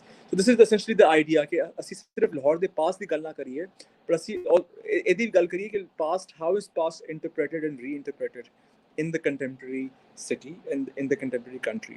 And of course ਅਗਰ ਤੁਸੀਂ India Pakistan ਦੀ politics follow ਕਰਦੇ ਹੋ ਤਾਂ ਉਹ ਬੜਾ ਇੱਕ important question ਹੈ ਕਿ ਪਾਸਟ ਹੈ ਕੀ, past ਕਿਸ ਦਾ ਹੈ, and how is past used to manipulate the present. So these were some of the questions that I was asking and I was looking at in the book. So इसी तरह history ਦੀ ਗੱਲ ਹੋ ਰਹੀ ਸੀ, ਪਰ also ਇੱਕ interview, ਇੱਕ ਐਂਥ੍ਰੋਪੋਲੋਜੀਕਲ approach ਵੀ ਹੋ ਰਹੀ ਸੀ, ਇੰਟਰਵਿਊਜ਼ ਹੋ ਰਹੇ ਸਨ ਕਿ ਬਈ ਕੌਣ ਹੈ ਭਗਤ ਸਿੰਘ, ਹੈ ਮੰਦਿਰ ਕੌਣ ਹੈ, ਜਾਂ ਅਗਰ ਸਕੂਲ ਹੈ ਤਾਂ ਤੁਸੀਂ ਸਕੂਲ ਕਿਉਂ ਬਣਾਇਆ ਹੈ, ਕਿ ਕੀ ਕਿਆ ਇੰਪੋਰਟੈਂਸ ਹੈ ਇੱਕ एक मंदिर च स्कूल बनाने दी या एक इसी तरह शीतला मंदिर फॉर एग्जांपल यदि मैं स्टोरी भी कीती सी अखबार च अलग कि शीतला मंदिर च एक मदरसा है अज कि एक मदरसा दा एक एग्जिस्टेंस एक मंदिर दे अंदर होने दी ओदी की इंपॉर्टेंस है इस तरह दी गल या फॉर एग्जांपल बेरूजस्तान जेह्ड़ा है ओह् महाराजा रणजीत सिंह दी एक मुसलमान जेह्ड़ी वाइफ सी उन्ने ओह् फंड कीता सी ते बनाया सी ते की इंपॉर्टेंस है कि एक सिख जेह्ड़ा है रूलर ओदी मुस्लिम वाइफ ने एक हिंदू मंदिर बनाया और शायद उस 1800 च इन्ना बड़ा एक क्वेश्चन नहीं सी या इतना बड़ा एक कॉन्ट्रडिक्शन नहीं सी पर अज इंडिया पाकिस्तान दी पॉलिटिक्स या अज लाहौर दी पॉलिटिक्स बड़ा एक बड़ी इंटरेस्टिंग स्टोरी दसदा है कि it helps you imagine a past which is distinctly different from what our contemporary city has become. So इस तरह मैं एक क्वेश्चन जड़ा है मैं एड्रेस करना चाह रहा सी ਹੋਰ of course there were many more fascinating stories shrines the stories ਜਿਹੜੀ ਹੈ ਬੜੀ ਇੰਪੋਰਟੈਂਟ ਹੈ ਅਸੀਂ ਜਦੋਂ ਲਾਹੌਰ ਦੇ shrine culture ਦੀ ਬਾਤ ਕਰਦੇ ਹਾਂ ਅਸੀਂ ਸਿਰਫ ਇੱਕ shrine ਦੀ ਗੱਲ ਕਰਦੇ ਹਾਂ ਜਿਹੜਾ Tata Darbar the shrine of course that shrine is very sacred has a lot of importance it is an identity of Lahore but it is not the only shrine in the city in fact ਅਗਰ ਤੁਸੀਂ history 'ਚ ਗੱਲ ਕਰੋ history 'ਚ ਜਾਓ you will learn that before the colonial era Tata Darbar perhaps was not as much of an important shrine as it has become today. Or itself then ਤੁਸੀਂ ਇੱਕ ਵੇਖ ਸਕਦੇ ਹੋ ਕਿ history ਕਿ how history is used and politicized. Before ਸ਼ਾਇਦ ਸ਼ਾਹ ਹੁਸੈਨ ਦਾ shrine ਜਾਂ ਮੀਆਂ ਮੀਰ ਦਾ shrine ਜਿਹੜਾ ਲਾਹੌਰ 'ਚ ਹੈ ਉਹਦੀ ਸ਼ਾਇਦ ਇੱਕ ਜ਼ਮਾਨੇ 'ਚ ਜ਼ਿਆਦਾ ਇੰਪੋਰਟੈਂਟ ਸੀ ਤੇ ਉਹ ਵੀ ਫਿਰ ਇੱਕ ਕੁਐਸਚਨ ਬਣਦਾ ਹੈ ਕਿ ਅੱਜ Shah Hussain the shrine of course still a very very important shrine but you will not call Shah Hussain the patron saint of Lahore or you will not call Mia Mir the patron saint of Lahore. You only call Tata Darbar the patron shrine of Lahore. So why is that? I mean, why? What is it about Tata Darbar's shrine that makes it more acceptable, more palatable to our modern sensibilities? The Shah Hussain the shrine, for example, क्यों नहीं वो same mainstream sensibilities ਨੂੰ capture कर सकता?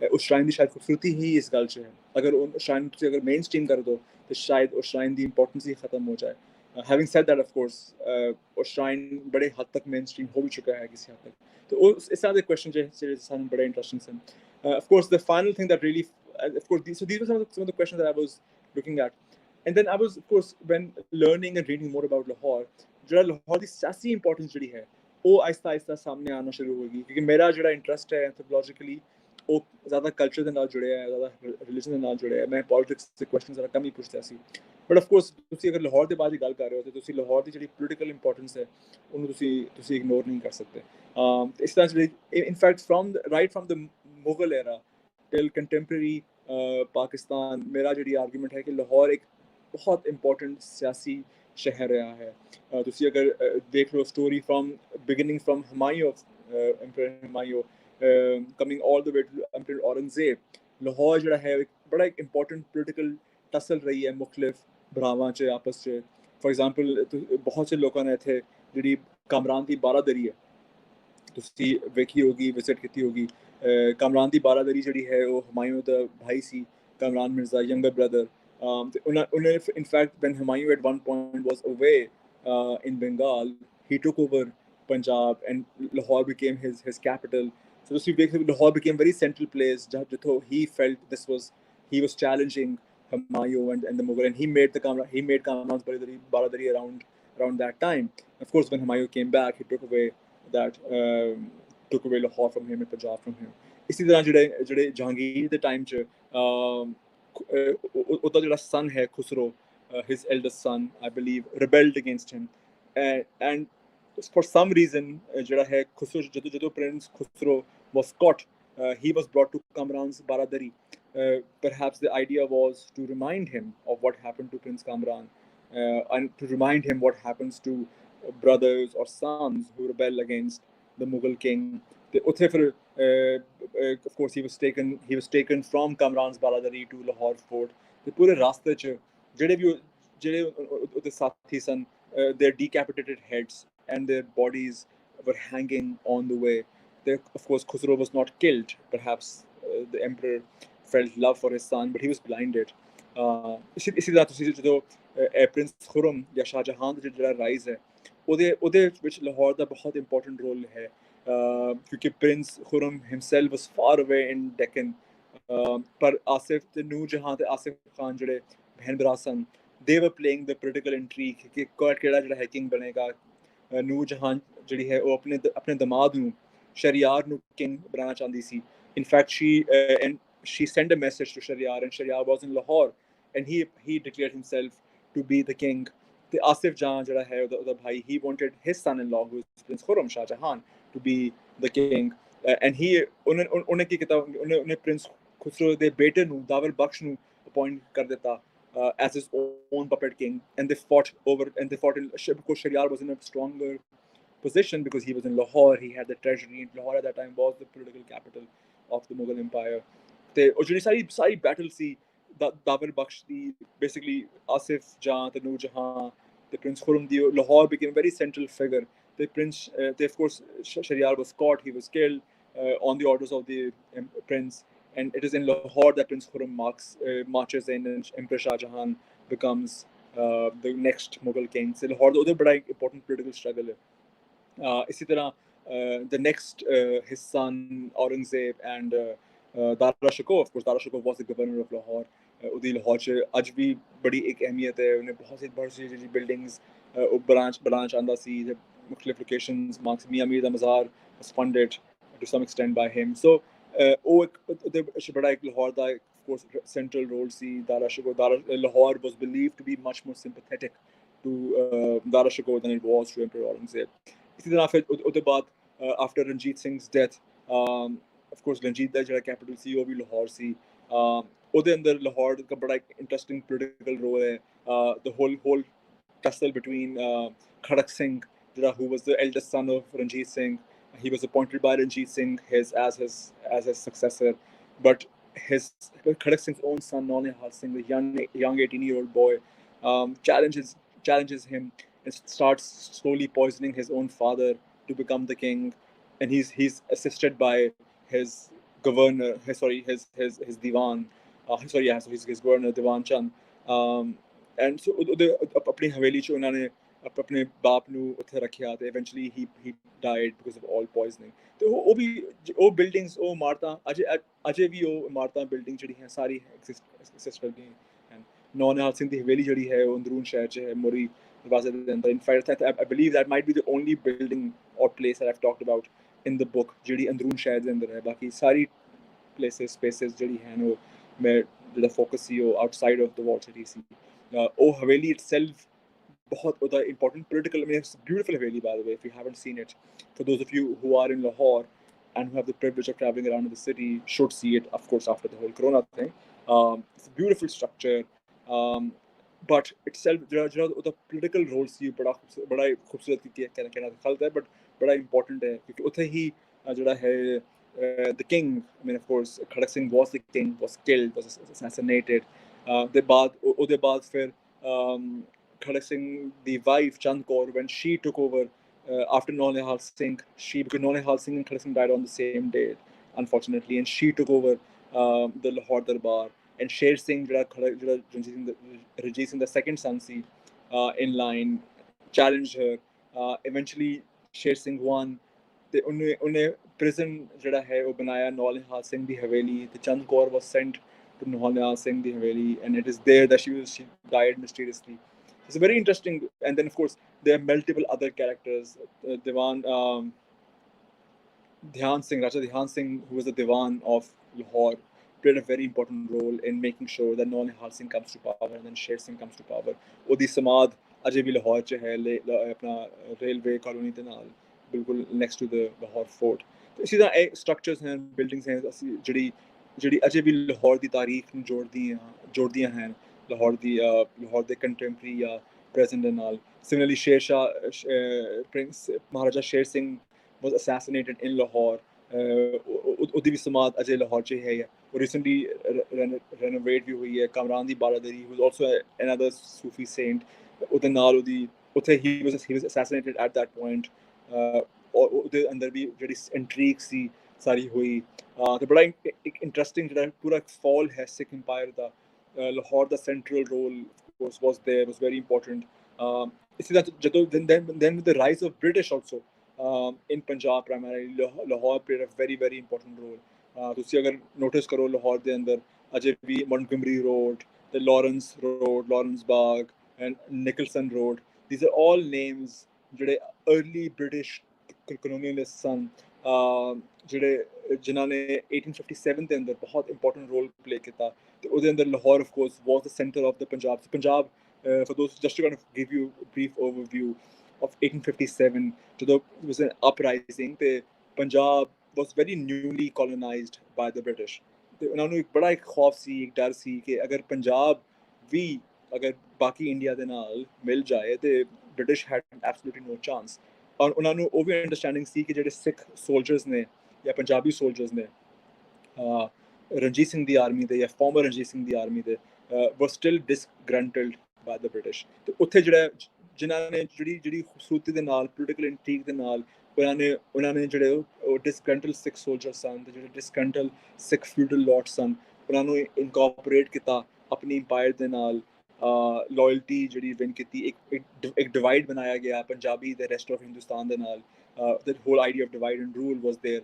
ਇੱਕ ਸਿੱਖ ਤੇ ਮੁਸਲਮਾਨ divide ਬਣਾਇਆ ਗਿਆ ਕਿ ਸਾਰਾ ਕਿ ਬਈ ਜਿਹੜੇ ਪੂਰੀ 1857 ਦੀ ਰਿਬੈਲੀਅਨ ਹੈ ਉਹ ਮੁਗਲ ਲੈਡ ਰਿਬੈਲੀਅਨ ਹੈ ਤੇ ਇਹ ਮੁਗਲ ਤੇ ਉਹ ਹਨ ਜਿਨ੍ਹਾਂ ਨੇ ਤੁਹਾਡੇ ਸਿੱਖਾਂ ਗੁਰੂਆਂ ਨੂੰ ਮਾਰਿਆ ਹੈ ਤੇ ਅਸੀਂ ਜਾ ਕੇ ਉਹਨਾਂ ਦਾ ਰਿਵੈਂਜ ਲੈਣਗੇ। ਤੇ ਪੂਰਾ ਰਿਲੀਜੀਅਸ ਸੈਂਸਿਬਿਲਿਟੀ ਨੂੰ ਡਿਵਾਈਡ ਕੀਤਾ, ਯੂਜ਼ ਕੀਤਾ। ਤੇ ਉਹਦੇ ਅੰਦਰ John Lawrence played a very important role, who was the chief commissioner of Punjab. Robert Montgomery was his right hand man, was in Lahore at that time। John ਲਿਕਨਸਨ ਨੂੰ ਫਿਰ ਇੱਕ ਪੂਰੇ ਕੈਵਲਕੇਡ ਦੇ ਨਾਲ ਦਿੱਲੀ ਸੈਂਡ ਕੀਤਾ ਤੇ ਉਹਦਾ ਬੜਾ ਇੰਪੋਰਟੈਂਟ ਰੋਲ ਹੈ। ਤੇ ਉਹਨਾਂ ਨੂੰ ਫਿਰ ਜਦੋਂ ਬਾਅਦ ਚ ਆਨਰ ਕੀਤਾ ਬ੍ਰਿਟਿਸ਼ ਅੰਪਾਇਰ ਨੇ, ਉਹ ਮੁਖਤਲਿਫ ਰੋਡਸ ਲਾਹੌਰ ਦੇ ਅੰਦਰ ਜਾਂ ਮੁਖਤਲਿਫ building structures were named after these colonialists ਜਿਨ੍ਹਾਂ ਨੇ ਬ੍ਰਿਟਿਸ਼ ਅੰਪਾਇਰ ਨੂੰ ਬਚਾਇਆ essentially। Lahore once again played a very important role, and in many ways Lahore keeps up their legacy, which is of course also very ironic in a post-colonial country।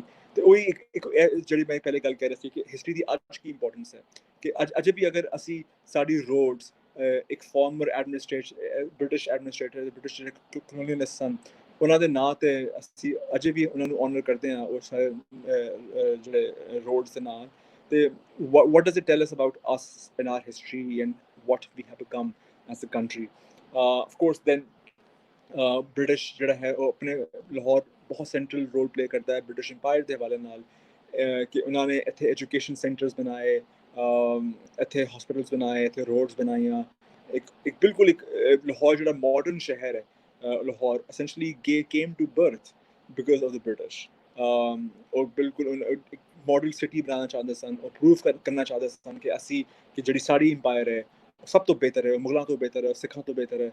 इसलिए and Lahore was used as the entire city was used as propaganda। The buildings that we see today, they're all part of the propaganda कि देखो कितनी शानदार empire है, कितनी खूबसूरत empire है। See, of course today we take glory in those structures, and I mean so it's a very uncomfortable past that we have to talk about, that we have to deal with। ਉਹ ਸਾਰਾ role ਸੀ। of course anti-colonial struggle ਚ ਲਾਹੌਰ ਦਾ once again plays a very important role। ਜਿਹੜਾ ਕਾਂਗਰਸ ਦਾ ਜਿਹੜਾ most important session ਹੈ ਜਿੱਥੇ ਉਹ decide ਕਰਦੇ ਨੇ ਕਿ ਅਸੀਂ ਪੂਰਨਾ ਸਵਰਾਜ ਫਾਈਟ ਕਰਨਾ ਹੈ ਫਰੋਮ ਦ ਬ੍ਰਿਟਿਸ਼। ਔਰ ਰਾਵੀ ਦੇ ਬੈਂਕਸ ਤੇ ਉਹ ਸੈਸ਼ਨ ਹੋਇਆ, ਰਾਵੀ ਦੇ ਅੰਦਰ ਡਿਪ ਕੀਤਾ ਕਾਂਗਰਸ ਮੈਂਬਰਸ ਨੇ, Nehru Gandhi everybody was there. ਤੇ ਉਹ ਹੋਇਆ 27 ਜਨਵਰੀ ਨੂੰ and for till 27 January was celebrated as India's independence, symbolic independence क्योंकि independence तो हुई नहीं सी। पर after the creation of independent India and Pakistan, the Congress still wanted to keep 27 January as an important date। ਜਦੋਂ ਉਹਨਾਂ ਦੀ constitution ਬਣੀ ਤੇ ਫਿਰ 27 January ਜਿਹੜਾ ਹੈ ਉਹ ਰਿਪਬਲਿਕ ਡੇ ਅਨਾਉਂਸ ਕਰ ਦਿੱਤਾ ਗਿਆ ਤੇ hopefully of course the idea was ਕਿ 27th has to be an important day। ਤੇ ਉਹਦਾ of course that directly ਤੇ ਅੱਜ ਵੀ 27 January celebrate ਹੁੰਦਾ ਹੈ in India as Republic Day। ਤੇ ਉਹਦਾ ਜਿਹੜੀ link ਹੈ ਉਹ ਲਾਹੌਰ ਦੇ ਨਾਲ ਮਿਲਦਾ ਹੈ। Similarly of course Muslim League the history ਦੀ ਬਤਾने ਦੀ ਜ਼ਰੂਰਤ ਨਹੀਂ ਹੈ। Lahore resolution happened in Lahore 1940, very important। Bhagat Singh of course was in Lahore, and there of course a multiple Hindu Mahasabha had a very strong presence in Lahore। Arya Samaj had a very strong presence in Lahore। Singh Sabha movement had a very strong presence in Lahore। Of course even after partition then Lahore becomes a very important political city। I think in my argument is that right wing nationalism ਜਿਹੜਾ first sign ਸਨ, ਜਿਹੜੇ first tide ਸਨ, ਉਹ ਵੀ ਤੁਸੀਂ ਲਾਹੌਰ 'ਚ ਵੇਖਦੇ ਹੋ। In 1953, the anti-Ahmadi riots happened in Lahore. The first martial law, the first curfew was in Pakistan was implemented in Lahore. The first rise of army was brought in for the first time to curb down. So when you see how important Lahore is and the kind of future that Pakistani state took on, essentially Lahore played a very important role. You see student movement against Ayub Khan. Then Lahore, of course, was very central. The universities of Lahore were very central. Government College ho gaya, Punjab University ho gayi. The ਜਿਹੜੇ ਸਾਡੇ tea houses and Park Tea House was very central in giving that vibrant student anti-hegemonic culture. Oda, of course, and that continued all the way till Ziaul Haq. Of course, the rise PPP was formed in Lahore, but the pehla jalsa jada hai after he leaves Ayub Khan's cabinet is in Lahore. It is also in Lahore that Bhutto for the first time realizes what a big star he is, essentially. As long as he was alive, Lahore was essentially in his pocket. There, of course, you also see that Lahore jada hai Bhutto the downfall ਦੇ ਅੰਦਰ ਵੀ Lahore ਦਾ ਬਹੁਤ important role ਹੈ. Jamaat Islami, Imran Mahmoodi, the presence Lahore chase, the street riots in Lahore played a very important role in creating that impression of a country in havoc, justifying Ziaul Haq's intervention. Of course, and then ਉਹਦੇ ਬਾਅਦ Islamization ਦੇ ਅੰਦਰ Lahore ਨੂੰ use ਕੀਤਾ ਜਾਂਦਾ ਹੈ, Lahore ਦੇ ਤਾਜਰ ਨੂੰ use ਕੀਤਾ ਜਾਂਦਾ ਹੈ. Tata Darbar becomes a very important place that is used as a symbol of Islamization. Of course, and then Benazir comes back to Lahore. Very important moment in Pakistan's history. And why does she land in Lahore and not in Karachi or Peshawar or Pindi? Because वो understanding है कि Lahore is what causes change. That idea. ਤੁਸੀਂ ਫਿਰ 90s ਦੀ ਪੂਰੀ politics ਚ ਅੰਦਰ ਨਵਾਜ਼ ਸ਼ਰੀਫ ਤੇ ਬੇਨਜ਼ੀਰ ਦੀ tassel ਦੇ ਅੰਦਰ Lahore ਦਾ central role ਹੈ. Even in contemporary politics, I believe the PTI and PMLN के अंदर ਜਿਹੜੇ Lahore ਦਾ central role है, both these parties would want control over Lahore because they know essentially, or at least the idea is that whoever controls Lahore politically controls Punjab, and whoever controls Punjab politically ends up controlling Pakistan. तो ऐसा ही पिछली गल सी जी मैं देखना चाह रहा सी अपनी किताब से कि लाहौर दा political role की है. तो I've talked about essentially the book talks about the political history of the city, but at the ਸਾਰਾ ਜਿਹੜਾ ਉਹ political history ਹੈ, I'm telling through different spaces, through different physical spaces. ਤੇ ਉਸ ਜਦੋਂ ਮੈਂ ਉਸ space 'ਚ ਜਾਂਦਾ ਹਾਂ ਤੇ of course there are multiple tangents that I go on, talking about these small communities, these small villages that exist on the surroundings. And the idea is, of course, to imagine the vibrant history and the culture of the city, which unfortunately is lost and is slowly dying away. So that's all I wanted to talk about. Tawheed, thank you so much for listening. And I guess we can take. ਜੀ ਹਰੂਨ ਸਾਹਿਬ, ਬਹੁਤ ਜ਼ਬਰਦਸਤ, ਬੜਾ ਮਜ਼ਾ ਆਇਆ ਤੁਹਾਡੀ ਗੱਲਬਾਤ ਸੁਣ ਕੇ। ਲਾਹੌਰ ਨੂੰ ਇੱਕ ਵਾਰ ਸਾਰੇ ਸਾਡੇ ਚੜ੍ਹਦੇ ਬੰਨੇ ਵਾਲੇ ਸਾਰੇ ਦੋਸਤਾਂ ਨੇ ਇੱਕ ਦਫਾ ਲਾਹੌਰ ਘੁੰਮ ਲਿਆ ਤੁਹਾਡੀਆਂ ਗੱਲਾਂ ਦੇ ਨਾਲ ਨਾਲ। ਕਮੈਂਟਸ ਆ ਰਹੇ ਸਨ ਸਾਰੇ ਦੋਸਤਾਂ ਦੇ, ਬੜੇ ਗੱਲਬਾਤ ਹੋ ਰਹੀ ਸੀ। ਸੋ ਅਸੀਂ ਕੁਝ ਕੁਐਸਚਨਾਂ ਦੇ ਵੱਲ ਜਾਵਾਂਗੇ, ਕਿਉਂਕਿ ਰੀਸੈਂਟਲੀ ਗੱਲ ਕੀਤੀ ਸਟੂਡੈਂਟਸ ਯੂਨੀਅਨਸ ਦੀ ਔਰ ਜਿਹੜੀ ਪੋਲੀਟੀਕਲ ਸੀ, ਉਹਦੇ ਵਿੱਚ ਇੱਕ ਬ੍ਰੈਡਲੀ ਹਾਲ ਦਾ ਜਿਹੜਾ ਹੈ ਨਾ ਉਹ ਕਾਫੀ ਸੁਣਨ 'ਚ ਆਉਂਦਾ ਸੀ। ਉਹਦੇ ਹਵਾਲੇ ਨਾਲ ਤੁਸੀਂ ਕੋਈ ਕੀ ਐਕਸਪੀਰੀਅੰਸ ਰਿਹਾ, ਤੁਸੀਂ ਵੇਖਿਆ ਜਾਂ ਉਹਦੇ ਬਾਰੇ ਕੀ ਗੱਲਬਾਤ ਕੋਈ ਸਾਨੂੰ ਦੱਸੋ। जी, I mean, Bradlaugh Hall एक बड़ा एक शानदार स्ट्रक्चर है, politically बहुत important है. Bradlaugh was named after this essentially this British man who was sympathetic to the Indian nationalist struggle.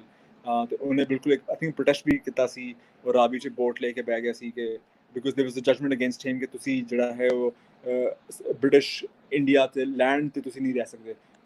He took a boat and then he sat on Ravi कि भाई ऐसे land नहीं, मैं इत्थे बैठांगा. Indian nationalism, of course, initial Indian nationalism hai, some Britishers play a very important role. I believe the first president of Indian National Congress was also a Britisher. Even the second president was also a Britisher. So it took a long time before the Indian National Congress became this indigenous movement. Bradlaugh Hall, of course, I think Congress it was, I think, probably the second jalsa. The pehla jalsa I think हुआ Bengal च, ਜਿਹੜਾ second jalsa ਸੀ ਉਹਨਾਂ ਦਾ ਉਹ ਹੁੰਦਾ ਹੈ ਲਾਹੌਰ 'ਚ. उस जलसे दे वास्ते ਉਹਦੇ ਲਈ ਬ੍ਰੈਡਲੋ ਹਾਲ ਇੱਕ ਸਪੈਸ਼ਲ ਤਿਆਰ ਕੀਤਾ ਜਾਂਦਾ ਹੈ, and it is of course named after this old nationalist, the British nationalist who was sympathetic of the Indian movement. ਉਹਦੇ ਬਾਅਦ ਫਿਰ ਬ੍ਰੈਡਲੋ ਹਾਲ is bought by Lala Lajpat Rai, who was a very prominent member of Congress. ਇੱਥੇ ਹੀ national college ਬਣਾਇਆ ਜਾਂਦਾ ਹੈ। ਭਗਤ ਸਿੰਘ ਜਿਹੜਾ ਹੈ ਉਹ he studied at this college. ਜਦੋਂ ਭਗਤ ਸਿੰਘ ਦੀ ਜਦੋਂ when he was in jail, Lahore jail, ਤੇ ਉਹਦੇ ਪੇਰੈਂਟਸ ਵਰ ਇਨ ਲਾਹੌਰ, ਅਤੇ ਬ੍ਰੈਡਲੋ ਹਾਲ ਦੇ ਬਾਹਰ ਹੀ ਉਹਨਾਂ ਦੀ ਉਹ ਚਾਪਾਈ ਲੈ ਕੇ ਪੂਰਾ ਦਿਨ ਬਹਿੰਦੇ ਸਨ। ਉੱਥੇ ਆ ਕੇ ਲੋਕ ਉਹਨਾਂ ਨੂੰ ਸਿੰਪਥੀ ਆ ਕੇ ਉਹਨਾਂ ਨੂੰ ਆ ਕੇ ਮਿਲਦੇ ਸਨ। ਇਸ ਤਰ੍ਹਾਂ ਬ੍ਰੈਡਲੋ ਹਾਲ ਦੀ ਬੜੀ ਇੱਕ ਜਿਹੜੀ ਹੈ ਵਾਈਬਰੈਂਟ ਹਿਸਟਰੀ ਹੈ ਇਨ ਐਂਟੀ ਕਲੋਨੀਅਲ ਸਟਰਗਲ। ਤੁਸੀਂ ਪੂਰੀ ਲਾਹੌਰ ਦੀ ਜਾਂ ਬਰੇ ਸਗੀਰ ਦੀ ਪੂਰੀ ਐਂਟੀ ਕਲੋਨੀਅਲ ਸਟਰਗਲ ਦੀ ਤਾਰੀਖ ਤੁਸੀਂ ਬ੍ਰੈਡਲੋ ਹਾਲ ਦੇ ਨਾਲ ਦੱਸ ਸਕਦੇ ਹੋ। ਸਹੀ। ਤੇ ਦੂਜਾ ਇਹ ਗੱਲ ਅਸੀਂ ਕਰ ਰਹੇ ਸੀ, ਇੱਕ ਤੇ ਬ੍ਰੈਡਲੇ ਦੇ ਹਵਾਲੇ ਨਾਲ, ਤੇ ਬ੍ਰੈਡਲੇ ਦੇ ਵੀ ਹਵਾਲੇ ਨਾਲ ਕੁਝ ਦੋਸਤਾਂ ਦੇ ਇਹ ਵੀ ਕਹਿਣਾ ਸੀ ਕਿ ਇਹ ਜਿਹੜਾ ਬ੍ਰੈਡਲੇ ਮੀਰਟ ਕਨਸਪੀਰੇਸੀ ਕੇਸ ਵਿੱਚ ਵੀ ਗ੍ਰਿਫਤਾਰ ਹੋਇਆ ਸੀ, ਔਰ ਉਹ ਪੂਰੀ ਉਸ ਮੂਵਮੈਂਟ ਦੇ ਵਿੱਚ ਰਿਹਾ ਸੀ, ਕਿਰਤੀਆਂ ਦੇ ਨਾਲ ਵੀ, ਔਰ ਬ੍ਰੈਡਲੇ, ਫਿਲਿਪ ਸਪੌਟ ਔਰ ਉਹਨਾਂ ਦੇ ਨਾਲ ਜਿਹੜੇ ਸਨ ਉਹ ਲੋਕ।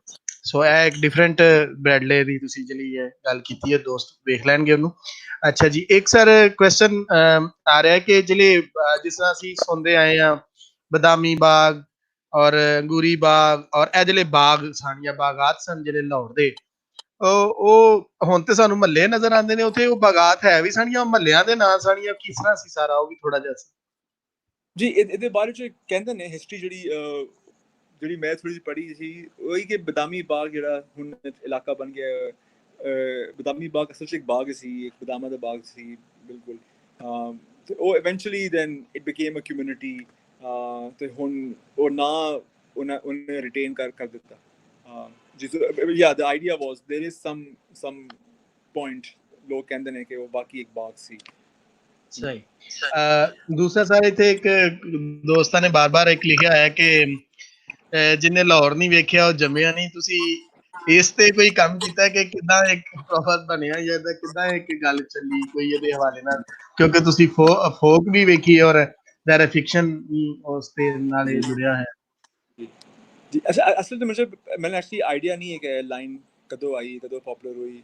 If I was to give an answer, I believe maybe colonial era से शायद मशहूर हुई, but I actually don't know, शायद ਤੁਹਾਨੂੰ ਪਤਾ ਹੋਵੇ ਤੇ ਤੁਸੀਂ ਦੱਸ ਸਕਦੇ ਹੋ। ਠੀਕ ਹੈ। ਤੇ ਸਰ ਅਸੀਂ ਜਿੱਥੇ ਬਹੁਤ ਸਾਰੇ ਮੰਦਰਾਂ ਦੀ ਗੱਲ ਕੀਤੀ, ਉੱਥੇ ਦੋਸਤਾਂ ਨੇ ਆਪਣਾ ਅਮਰ ਸਾਹਿਬ ਨੇ ਕੰਟਰੀਬਿਊਟ ਕੀਤਾ, the oldest church is also in Anarkali, built during Lahore Darbar's time in 1830s। ਇਹ ਵੀ ਦੋਸਤਾਂ ਦੀ ਗੋਸ਼ਗੁਜ਼ਾਰ ਕਰਦੀ ਹੈ ਜਿਹੜੇ ਵੇਖ ਰਹੇ ਨੇ। ਤੇ ਇਸ ਤੋਂ ਇਲਾਵਾ ਸਰ ਉਹਨਾਂ ਨੇ ਜਿਹੜੀ